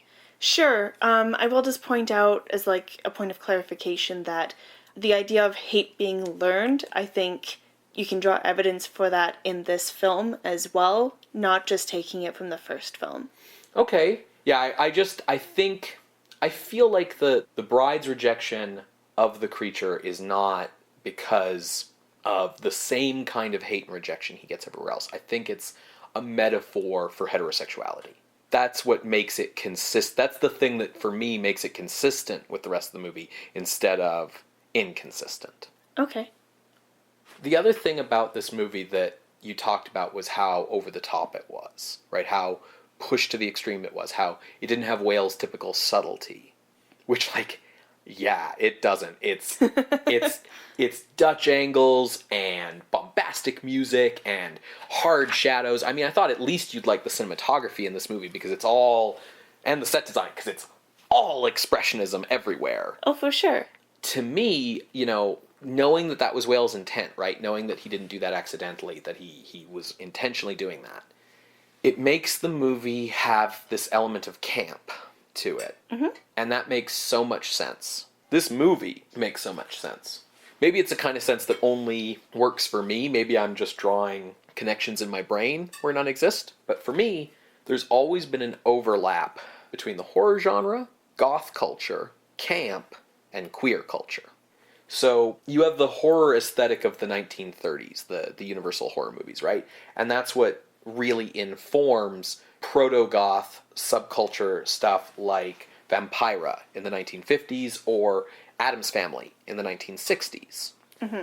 But both Vampira and the Addams Family are also heavily campy. And of course, the relationship between camp and queer culture is well documented enough that I really shouldn't have to go into it.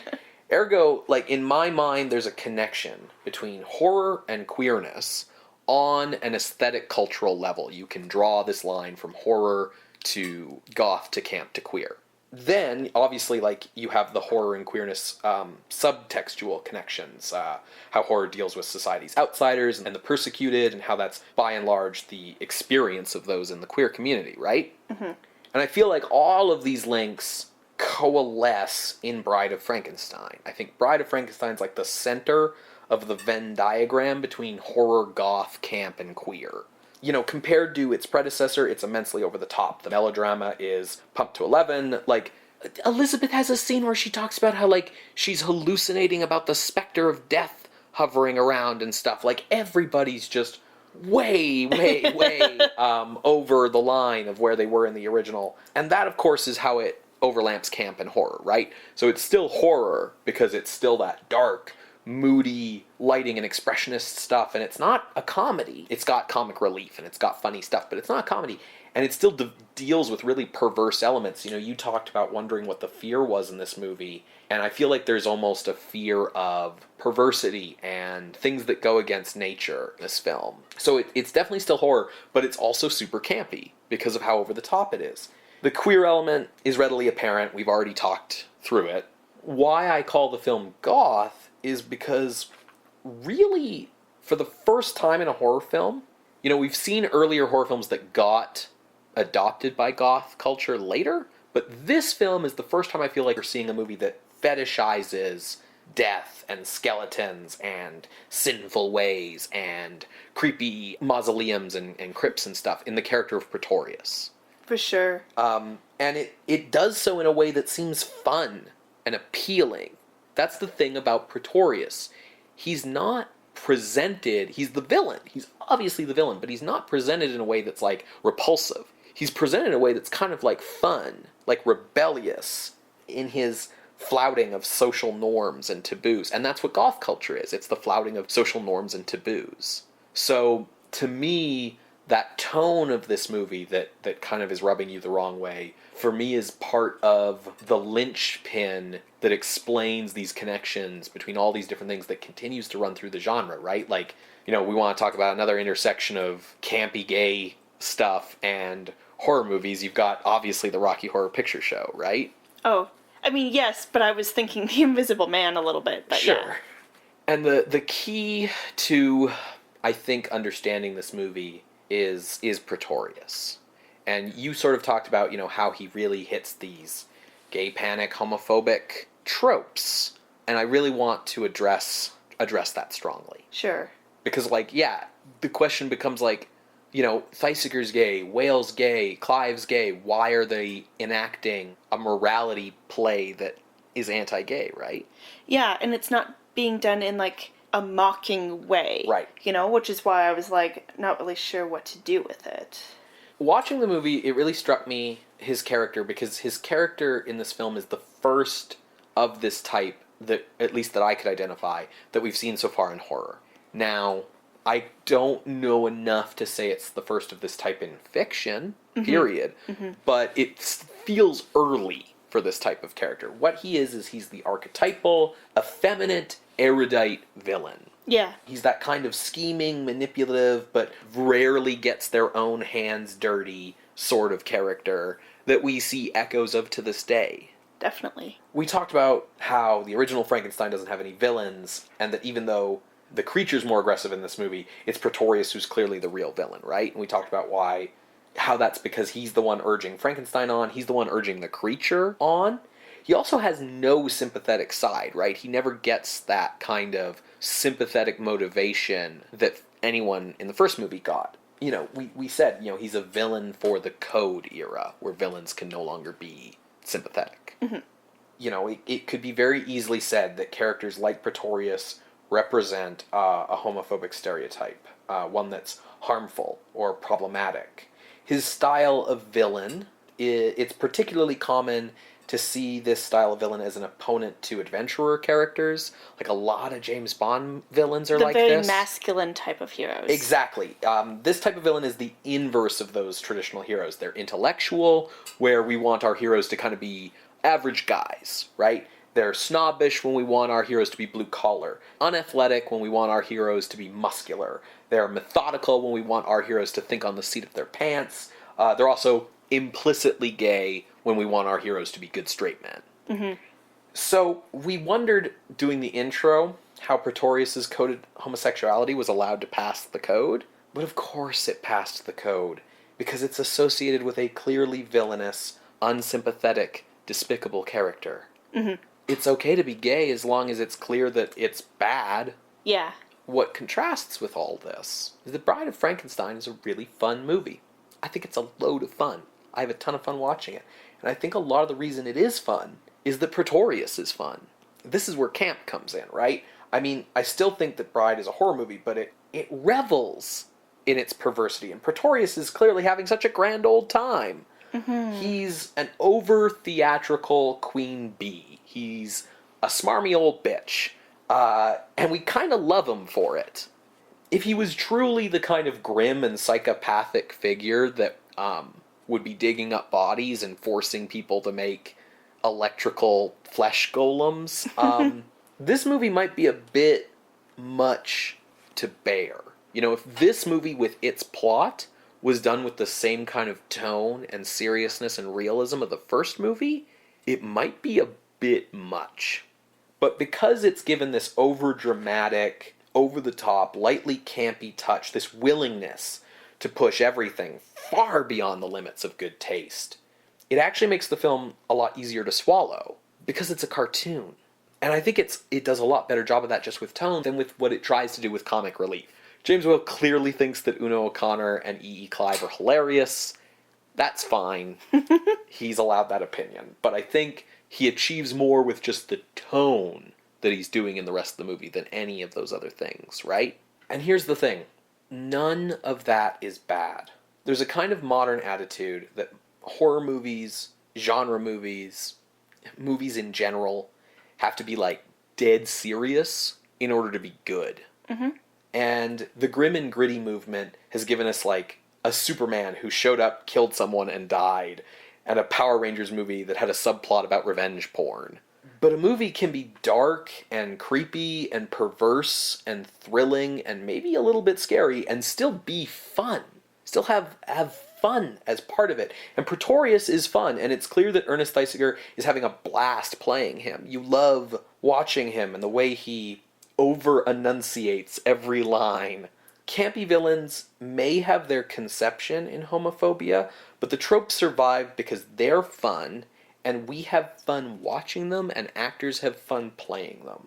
Thesiger and Whale had a blast making this movie, and it shows on the screen. The negative impact of these characters wasn't so much that villains were gay-coded. It's that gay or gay-coded characters weren't allowed to be anything other than villains. Mm-hmm. Pretorius isn't the problem. The problem is that the hero had to be straight for so long in cinema that the existence of gay people was like a myth to suburban straight people. And all of these basically gay-coded behaviors became just villain-coded behaviors after a certain point. Yeah. But that doesn't mean it's wrong to have a gay villain.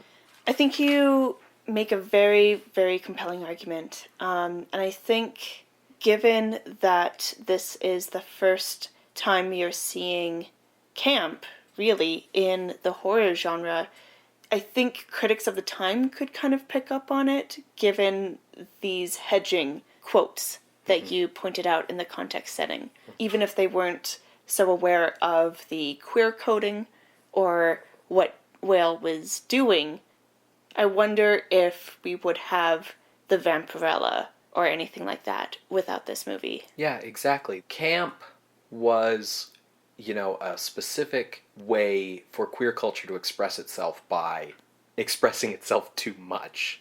And horror is about the things that society doesn't really want to think about. And goth culture is about, you don't have to be a normie. You can come over here and buck the trend.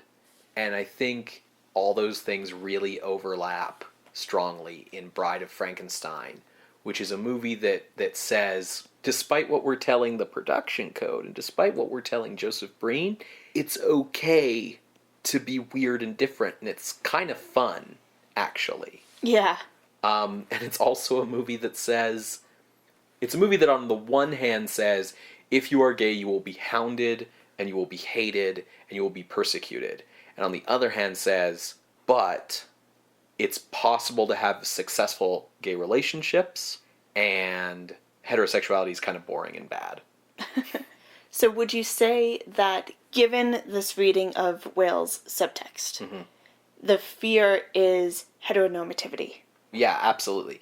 Because, the things that are creepy and weird and perverse in this movie, what makes this a horror movie? The horror element of this movie is that they're going into these graves and digging up these bodies so they can make a girl for the creature to fuck. So that they can, take their little boy and force him to be a good het normie, right? And they rip him out of his, successful same-sex domestic partnership with this hermit and bring him into the lab, and they say, we're gonna make you a girl, and he goes, yeah, girl good, okay, cool. And they make him the girl, and it doesn't work out. Doesn't work out. The attempt to make the Bride of Frankenstein, to give the monster a bride, ends in tragedy. Yeah, I think on a more surface level, if you were just an audience of the time, the thing that makes this movie creepy and makes it horror and what the fear is the perversity of what's happening. But the core of what that perversity is forcing someone to be something they're not, and sort of forcing them into something because you think that's what's best for them. Mm-hmm. Before we go into ranking, I just want to very quickly hit on just like some meat and potatoes. What did we like about this movie? Sure. Just because like we just did a lot of heavy academic think piece work, you know. Karloff's really good in the movie. I do think he actually may have been right. I think once the monster starts speaking, he kind of starts sucking. I don't think the creature needed to talk. Yeah, because they had Pretorius to come up with the idea of it making a bride, right? And, like, all the creature has to do is be like, huh? Yeah. Like, yeah, so I'm with him on that. Yeah, like, once the monster starts speaking, he becomes less sympathetic because he is then able to be more spiteful and more threatening, right? It's once the monster starts talking that he can start being like, Frankenstein, make me a monster or I'm gonna kill your Elizabeth. Like, do it. Like, you know what I mean? Like, he wasn't really like that when he couldn't talk. Mm-hmm. But Karloff's great, Thesiger's great, Colin Clive's great, Elsa Lanchester's great. Whoever's playing Lord Byron needs to suck it, though. What? I'm so bored. Like, I'm just like, ugh. But, I mean, maybe that means that he's playing Lord Byron really well, because I'd probably be like that if I met Lord Byron. Yeah, I think if your reaction to this actor is like, ugh, this guy, who does he think he is? The answer is he thinks he's Lord Byron. Like, yeah. No, I think he's great, because that's exactly how fucking extra Lord Byron would be. Yeah, fair enough. Yeah. So we talked about the cliche that sequels go bigger than their predecessors.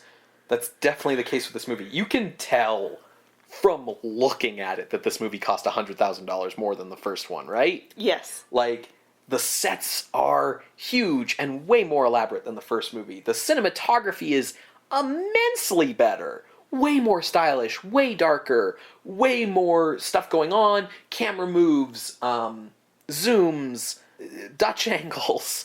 I mean, this is the Batman 66 of Frankenstein movies. That's kind of the secret, right? Yeah, yeah. There's these great, like, scenes where the creature's underground and there's, like, the grates giving him, like, the bar black lighting on him. The editing's really good in this movie, even when it is obviously editing around censor cuts or Colin Clive's lack of sobriety. Like, the editing's still really good because it's so fast-paced that it just keeps you, like, chugging along until everything blows up at the end, right? The score does that too, even if it is maybe a little too bombastic. This movie feels like it was less of a sequel and more of just an opportunity for Whale to remake his own film, but take advantage of all of his own growth as a filmmaker and the growth of filmmaking as a whole in the previous 4 years.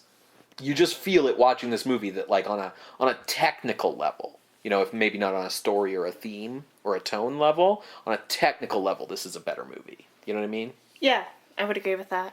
I like The Bride. Mm-hmm. I like the We Belong Dead. Mm-hmm. It's a good line. It's a good line. I wish Frankenstein had died at the end. Yeah, no kidding, right? It's like, come on, how many times can this guy still keep, like, surviving past when, like, he really needs to die? And I think, like, not even speaking to the subtext theme that you've identified, I just really feel like he should have died. Mm-hmm. Yeah. It was time. This is neither here nor there, but I felt like I should say it just because I make such a huff about it whenever I talk about the original movie. The outdoor scenes that are sets in this movie, they look just as fake as they did in the first one. They don't bother me in this one. Why don't they bother you? Because everything in this movie's fake.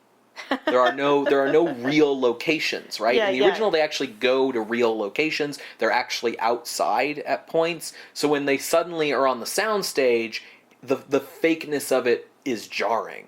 In this movie, everything's fake. They're always on a soundstage, so it's all of one piece, so my mind doesn't have that disconnect. Does it have anything to do with, I know with camp, there's a level of artificiality to it.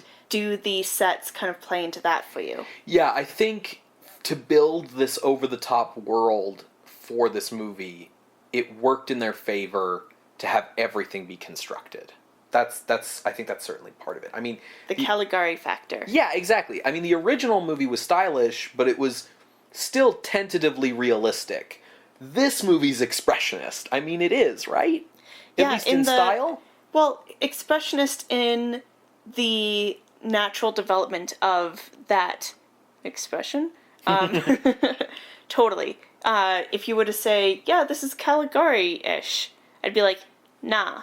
But in the development of that, of that look as it's been adopted in the US and how it's developed through specifically Universal, totally. Yeah.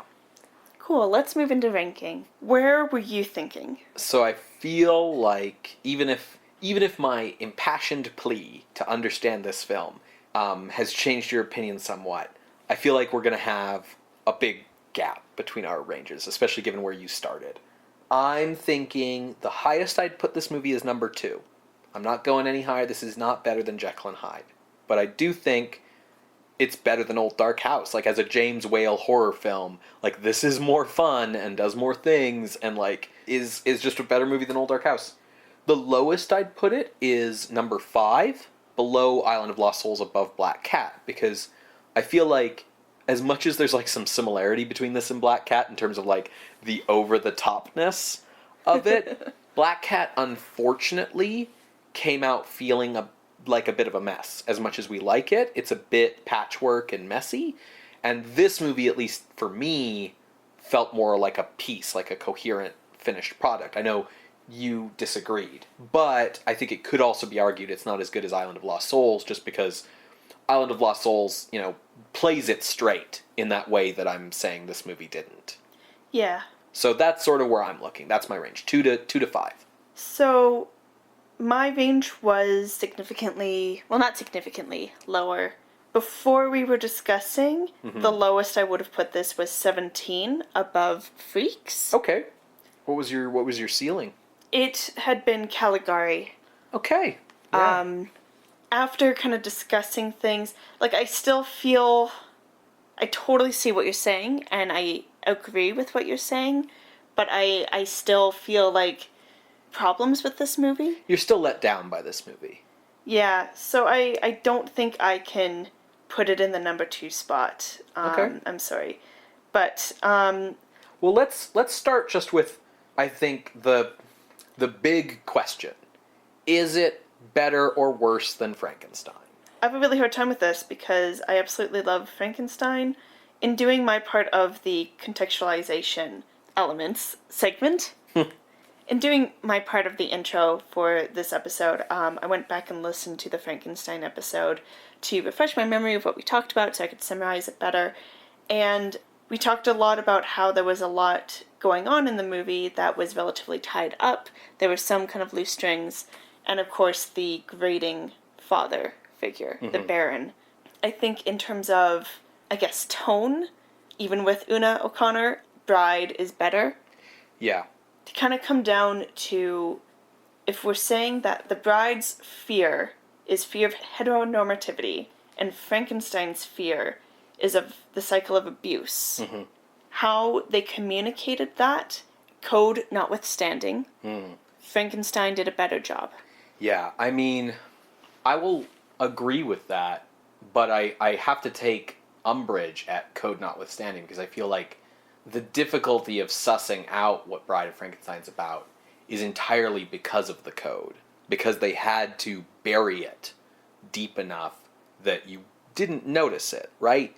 Like, you didn't want all of the people who contributed to this movie's $2 million box office walking out and going like, wait a minute, is that movie saying that heterosexual couples are inherently worse than gay ones? Like that's not a reaction you want people to have. So I do take a bit of umbrage with that. So you think because they found a way to communicate the fear while still having a lot of this buried on top of it, that you can still accurately suss out what it is, you think it does a better job of communicating its horror? No. I'm just trying to, clear. I'll agree with you that the first movie communicated its horror better. I'm just arguing that this movie should have a handicap, right? Sure. That, where I think Bride improves on the original is we already said it was an improvement in filmmaking technique, right? Definitely. Like cinematography, sets, all that stuff. Editing. I also think it's more tonally consistent. Like you said, Una O'Connor notwithstanding. But even she's tonally inconsistent because her comic relief is just as over the top as everything else in the movie. Yeah. You know, she's still campy. So I think it's tonally way better because the original has a lot of tonal whiplash for me. I think the script in Bride of Frankenstein is better on a structural and technical level. Even if you prefer the themes in the original and the characterizations in the original, the script of the original has a lot of holes, a lot of patches, whereas the script here is like beginning to end, we see what's happening. The only places where it feels wobbly are places where you can be pretty sure the censors played a part in snipping things out. So I think what I'm trying to say is on a technical level, on every single score of a technical level, Bride of Frankenstein's a better movie than Frankenstein. The trick becomes which you prefer in terms of tone and theme. Because even if Bride is more tonally consistent, if you don't like that tone, you're not going to like Bride of Frankenstein. So my vote is definitely for above, but I'm wondering if you want the original to go above, which I think is fair. I think this is a fair discussion to be having. What can you say for the tone and theme of the original in terms of its superiority, other than the obvious that, like, you walk away from the original knowing the theme a lot more readily? I like the way that Frankenstein doesn't have a clear villain or hero. Mm-hmm. I like the moral ambiguity that it gives to people. Mm-hmm. I like that it shows people kind of struggling with that as well. Mm-hmm. Like, we identified it as the cycles of abuse, but it's also the choices people make. Mm-hmm. I like that, kind of speaking of characterizations, the Elizabeth in that film is a bit better than this one. Yeah, I mean, there's not much of Elizabeth in this movie, but I'll agree with you. They have the same accent, but there's otherwise not much in common between them. I don't know if it's like I really like your point about this being like the next development of the horror genre into camp, or subgenre, I should say, maybe. And I would almost make the argument that development was what was necessary for horror to survive in the era of the code. Yeah, and I think your identification of this kind of because of the camp still fitting into German Expressionism, you know, still having those roots. So I guess what I'm saying is, like, given all of these points that you've made, even if I prefer Frankenstein over Bride, I think it makes sense for Bride to go above Frankenstein. Okay. I will say, I think I presented my argument very passionately, which is a thing I do when I want people to agree with me. Passion is a delivery. It's not necessarily an argument. I mean, sure, and, like, I can't say whether or not that's, like, a deciding factor, especially because I know I don't always, in the moment, find ways to use rhetoric in the same way that you do. Mm-hmm. Yeah, that's what I sort of mean. I don't want your argument to seem less strong just because I talked louder or something, you know? I can just make you sound quieter in the edit. That's true. You know? You can do whatever you want to me in the edit. I think what I will say is I like your point about the moral ambiguity, because I do prefer that about Frankenstein. I do think that makes Frankenstein a better story. It's tough because I know the reason why there's no moral ambiguity in Bride, and it has nothing to do with filmmaker choice. It's because for the next 30 years of Hollywood cinema, moral ambiguity isn't allowed. What is interesting is when you place restrictions on creativity, like this code is doing, it can take people a couple of tries to kind of figure out, like, where the boundaries actually are and how to subvert them. And James Whale hits it out of the park first time. Yeah, he did it in one. Yeah. Yeah, for sure. That's a good point. So here's what I'll say. If you feel strongly about it, I'm okay with Frankenstein going above Bride, but if that's what happens, then Bride goes right below Frankenstein. Like, it goes above Dracula. Like, if Frankenstein's better, Bride goes right below. If Bride is better than Frankenstein, I think the best place for it then is above Black Cat, but below Island of Lost Souls. That's what feels right for me there. Can you explain why with Black Cat? Because Invisible Man, I'm kind of, like, not sure, but with Black Cat, I feel like that kind of rhyming here. I feel like Bride should go below Black Cat if it's going above Frankenstein. My feeling with Invisible Man is just that Invisible Man and Bride of Frankenstein are so different in so many ways that the only way I can really compare them is by looking at James Whale's development as a filmmaker, and the James Whale who makes Bride of Frankenstein is a better filmmaker than the James Whale who made Invisible Man. Bride is the next step in his evolution, and I think it pushes things more than Invisible Man did. With Black Cat, it comes down to the fact that I think Bride expresses itself more coherently than Black Cat did, that Black Cat feels a bit confused and choppy in some points. And maybe it is because with Black Cat, they were fighting against boundaries they didn't know were there, right? They were just at the mercy of these censorship boards that they didn't know about. With Bride, everyone knew what was in the production code. It was available for everyone to look at, so you kind of knew what boundaries you had to play within. But I think Bride just feels like a stronger piece, which is sort of my same argument for why I think it's better than Frankenstein, is ultimately it just is a stronger delivery, more coherent, more confident of itself and its message and what it's doing. I think Frankenstein is very confident. I mean, like, I have the luxury of having just listened to our episode on it, but you made the comment how the previous Universal film was Dracula, which ended in this decrepit abbey, and we're starting the next film in a graveyard. How Dracula was building to this decrepit abbey, and Frankenstein's like, no, we are starting in the macabre. That's a good point. Yeah, I think they're equally confident. I think James Whale, when he sets out to do a thing, regardless of how much you need to kind of coax him into doing the thing in the first place, he's going to give it his all. Let's decide first things first. Above or below Frankenstein? Yeah, I don't know. My feeling is above, but I could be talked down to below. But if it's below, it can't go much below. Yeah, I'm with you that if it's going below, it's right below. We've discussed how well they communicate their horror. In terms of filmmaking, they're both, for where they're at in their time, like, doing pretty good. You do make a compelling point about evolution of the director himself. This feels like a cheap shot. Okay. But Colin Clive, his performance, if you know what he's experiencing, it's not as good in Bride as it is in Frankenstein. I mean, I think that if you know what he's going through, it's a really impressive performance. I think it's maybe not better than Frankenstein. I think he is better in Frankenstein. But I think he manages to convey the character equally as well here. Because I've seen movie series where actors have come back to play some character they've already played, and they don't bother.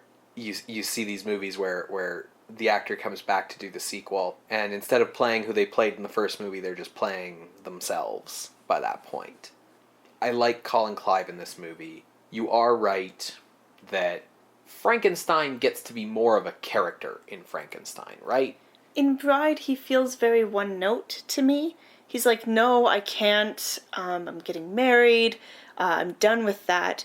And then, is Elizabeth okay? I guess I'll do this. And then he does have those manic moments of, like, when he's tempted or when he's like, no, I need the heart. But, like, it's not as a diverse performance, I guess, as in Frankenstein. What I like about Henry in this movie is the moments, like you just identified, where his scientific nature gets the better of him, when they're making the bride, and he's just like, check this dial and make sure this is right, and like if I'm gonna be forced into doing this, we're gonna do it right, goddammit. Like, I'm Frankenstein, I know how to do this shit, like, listen to me. But I think you're right. I think the other thing is, as much as I like Bride, and as much as I even identified it as being almost a remake of the original, I don't think Bride works on its own. Like, I think Bride is real good, but the reasons it's good, and so much of what works in it, is a conversation that it's having with Frankenstein. I talked about identifying it as its own piece and not judging it as being part of a piece with Frankenstein, and I still believe that. I don't think they're a piece together, but I think they are communicating with each other. I think there's a dialogue there, and I think you can see Frankenstein and enjoy it perfectly well without Bride.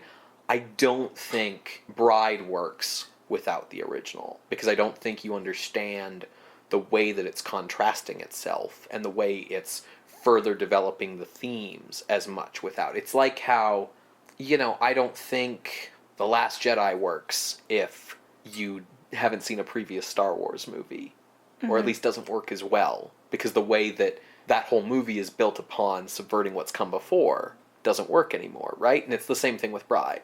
So I think, based upon that, if we're talking about list of greatest films, I think Bride goes higher because I think it's a better film. But if we're talking about best horror films, I think Frankenstein's the better horror film because it stands on its own. Okay, I think we're ready then. Okay, so slotting in at number 8 then. Below Frankenstein, but above Dracula, is Bride of Frankenstein from 1935, directed by James Whale. Whew. It's going to be a long episode. If you stuck through this whole episode, that's great. There's only a few more minutes to go, and then you can go pee.